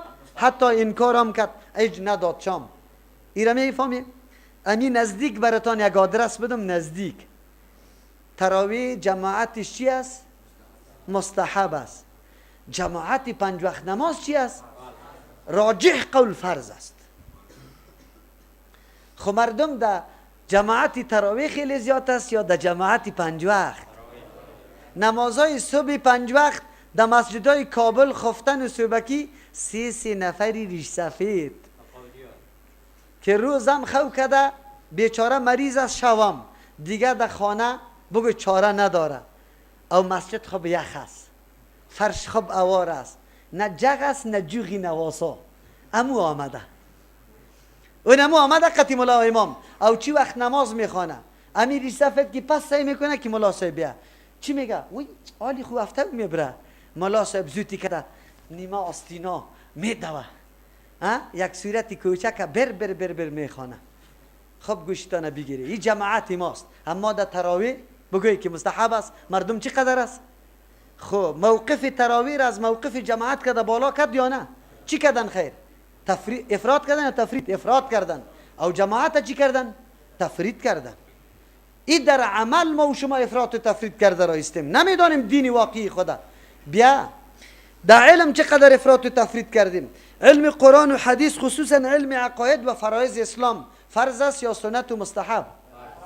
علم عقیده فرض است بالای مرد و زن یا بالای تنها مردا؟ بالای مرد و زن. این فرض است. این چی است؟ انگلیسی خواندن چیست؟ در مرتبه مستحب قرار میدیم شه، به خاطر که ذریعه معاش ما شوه، کار سرش بکنیم. امروز مردم چی میکنه؟ دختری جوان خود صوبکی در تاریکی، من یک درس در مکریان داشتم در 5 بجه صبح. در چند؟ خو لیکن در 5 بجه صبح در درس قرآن نمیمانه شه، در درس قرآن نمیمانه شه. ببینه او را 3 جای فیس هم میده، مختلط قطید بچه و دخترها کورس هم میخوانه، از نتایج خراب هم مکمل همه روزه مشاهده هم میکنه، ولی باز هم امو دختری خودم منع نمیکنه. خب وقتی که ترجمه قرآن باشه چشماش یعنی قمی برایه، من دختری خودم ترجمه قرآن را من نمیکنم. دختری خود دین روز در قصر ممتاز میگه، قصر اورانوس میگه، در اونجا رقص میکرد در پیش مردم. امروز تو غیرت داری، در پیش قوال چی میکنه؟ در رخت فروشی لیسه مریم در پس کوچه چی میکنه؟ تو غیرت سری دختر داری. خب اینجا پیش الله رفته نیستی ای پدر و مادر، پیش الله رفته نیستی. نه خودی آمدی درس قرآن فرا گرفتی، عقیده فرضه، و نه اولادی تا گذاشتی. در روز قیامت از تو سوال میکنه یا ایها الذین آمنو قوا انفسکم و اهلیکم نارا. خدا و اولادتان از آتش جهنم نجات بده. عقیده فرض یاد بگیره. چقدر نیک. در اینجا در موتر از جای بدون مفت در موتر به حجاب دخترت میشینه، اینجا درس قرآن میشنوه، سریازی تو نعوذ بالله منع میکنی، باز در روز قیامت جواب بگو. یا الله خو همه چیز مشاهده میکنه. افراط و تفریط هست یا نه؟ خب در فرهنگ ما چقدر افراط و تفریط است. کالاهای افغانی سابقه ما چقدر زیبا بود. امیالی که دخترایی که حجاب میکنه زیبا معلوم میشه و خراب معلوم میشه. دو دختر با هم مقایسه کنی که یکیش حجاب داشته باشه و یکیش نداشته باشه، راستی تا نبگه شما را به الله قسم کدامش درست معلوم میشه؟ با حجاب درست معلوم میشه. دو بچه جوان هم مقایسه کنی که خب ریش داشته باشه و خب کالای سنتی در جانش باشه، و یک کسی که آستینا تا اینجا را پتلونه که چسبم پوشیده باشه، ریشم چند قسم جور کرده باشه، خفه نشوه. اگر کسی دیگه پا مبتلا باشه اصلاح کنه خدا خوب. دیگه چیستا مویه های خودم چی که پشتی سر الاک کرده باشه، زنجیرک هم در دست اینطور میکنه، در اینجا هم یک دونه زنجیر انداخته باشه، کدامش خوب معلوم میشه؟ خب ببینیم در فرهنگ، در مورد فرهنگ خود تفرید کردیم. فرهنگ بیگانه ها از این دوها را هر روز بگوی از طریق تلویزیون میگیریم، عملی میکنیم یا نمیکنیم؟ اینا میگه افراط و تفرید. در سیاست و در حکومت داری عیناً نمی قسم گپ است، تشریح زیاد نمیکنم. بس وقت ما راهیاب میشیم، در جماعت منعم علیهم داخل میشیم که ما رای چی را پیش بگیریم؟ در میانه، نه افراط دو باشه نه تفرید باشه. پیغمبر علیه السلام رد کرد سری مسائل یا نه؟ ابو سی صحابی که گفت که نکاح نمیکنم، تمام شب نماز میخوانم، تمام روز روزه میگیرم، پیغمبر سرش رد کرد یا رد نکرد؟ گفت من ام میخیزم نماز میخوانم، ام خواب میکنم، من ام روزه میگیرم، ام افطار میکنم، من ام نکاح میکنم و این روشی است، سنتی است. کسی که از این سنت اعراض میکنه از من نیست. دینی درمیانه است. ما و شما نه در او سرحد ما مسئله عبادت جدی بگیریم که الا تمام روزی تا در مسجد تیر بکن، هیچ نه دکانداری بکن، نه در مکتب برو، نه در دفتر برو، نه در دقانی برو، نه در کانی زغال و معدن برو. نه، اسلام برات میگه وقت عبادت علیده است، وقت خورد و نوش علیده است، وقت خواب علیده است، وقت کار. اینجا نشوه که وقت کاری تا در چی صرف بکنی؟ در عبادت. و نشوه که وقت عبادتی تا در چی شمار کنی؟ در کار. هر کدام به خود تقسیم شده. امیر رای چی هسته؟ در افراط و تفریط نباشه. اینی خلاصی دین اسلام است. دین اسلام دینی درمیان است. افراط و تفریط در او قطعا وجود نداره. در کل بخشای دین اسلام یک جا هم شما افراط و تفریط دیده نمیتونه و نه مشاهده میتونه. از او خاطر غیر المغضوب علیهم ولا الضالین طایفه منعم علیهم بر ما معرفی میکنه که مغایر با دو طایفه است. دو طایفه که تفریط میکنه، افراط میکنه و از جمله منعم علیهم نیسته. پس بر ما واضح شد که همیشه در مقابل طایفه حق چند طایفه قرار داره؟ دو طایفه، یا افراطی یا تفریطی قرار داره. ما نه افراطی هستیم نه تفریطی هستیم، رای درمیانه را در پیش میگیریم. آمین، قبول کو دعای ما را. مستحب است که کسی تلاوت قرآن کریم میکنه بعد از ختم سوره فاتحه کلمه آمین بگوید، ام در نماز ام در بیرون نماز. اما در نماز تاکیدش زیاد است، در میرون نماز به اون اندازه تاکید نیست، در نماز سنت است. و کسی که آمینش موافق آمین ملائک شوه، الله کل سوالایش چی میکنه؟ اجابت میکنه. تنها اختلاف در بین علما در مورد جهر و خفیش است. در دو مورد حدیثا آمده، اگرچه حدیث جهر خیلی قوی است از حدیث چی کده، خو لیکن نماز اردو طایفه میشه، اگر به جهر میگه، اگر به چی میگه، خفیه میگه. بله، از امو خاطر ما بعضی اوقات پافشاری به این خاطر میکنیم که سنت در بین مردم چی شوه، زنده شوه، بفهمه که یام یک سنت است. سوره فاتحه بخیر خاتمه پیدا کرد. سوره فاتحه برای ما و شما چی درسای عظیمی داشت؟ سوره فاتحه برای ما معرفی کرد که ما چه رقم از الله سوال بکنیم. صفات الله را چی کردیم؟ وسیله. الحمدلله رب العالمین الرحمن الرحیم مالک. این صفات الله وسیله شد. دوم وسیله کدام وسیله را گفتیم؟ ایاک نعبد و ایاک نستعین، اظهار عاجزی. باز بعد از او چی را طلب کردیم؟ دعا. کدام قسم دعا را طلب کردیم؟ بگوی اهمترین چیزی که ما برش ضرورت داریم چی بود؟ هدایت بود، صراط مستقیم. هدایت صراط مستقیم بود. این هدایت صراط مستقیم به کل کی ضروری بود یا به یک نفر؟ از پیغمبر گرفته که محمد رسول الله استم ضرورت به هدایت داشت. چرا داشت؟ دیگه مراحل پیغمبر طی کرده، خود داخل شدن جنت باقی مونده یا نمونده؟ از او خاطر همیشه سوال میکنه. ما همیشه سوال میکنیم. تنها مسئله وسایل براتون گفته بودیم، امروز از یاد ما رفت که دو قسم وسیله داریم. همیشه الله ما را امر کرده یا ایها الذین آمنوا اتقوا الله وابتغوا الیه الوسیله. اگرچه اتقوا الله به معنای عقیده است، وابتغوا الیه الوسیله عمل کردن است، لیکن علما وسیله را دو قسم میکنه، یکی مشروع یکی غیر مشروع. مشروع کدام وسیله را میگه؟ که دلیل و سند شرعی داشته باشه. غیر مشروع کدام میگه؟ که دلیل و سند شرعی نداشته باشه. کدام چیز است، کدام چیز وسیله است که دلیل داره؟ اسما و صفات الله وسیله چیست؟ شرعی. دلیل داریم. ولله الاسماء الحسنى فادعوه بها. برای الله اسماء حسنا است. الله ما را امر میکنه که با واسطه اسما و صفات الله از الله چی بکنی؟ طلب دعا بکنی. دلیل داره.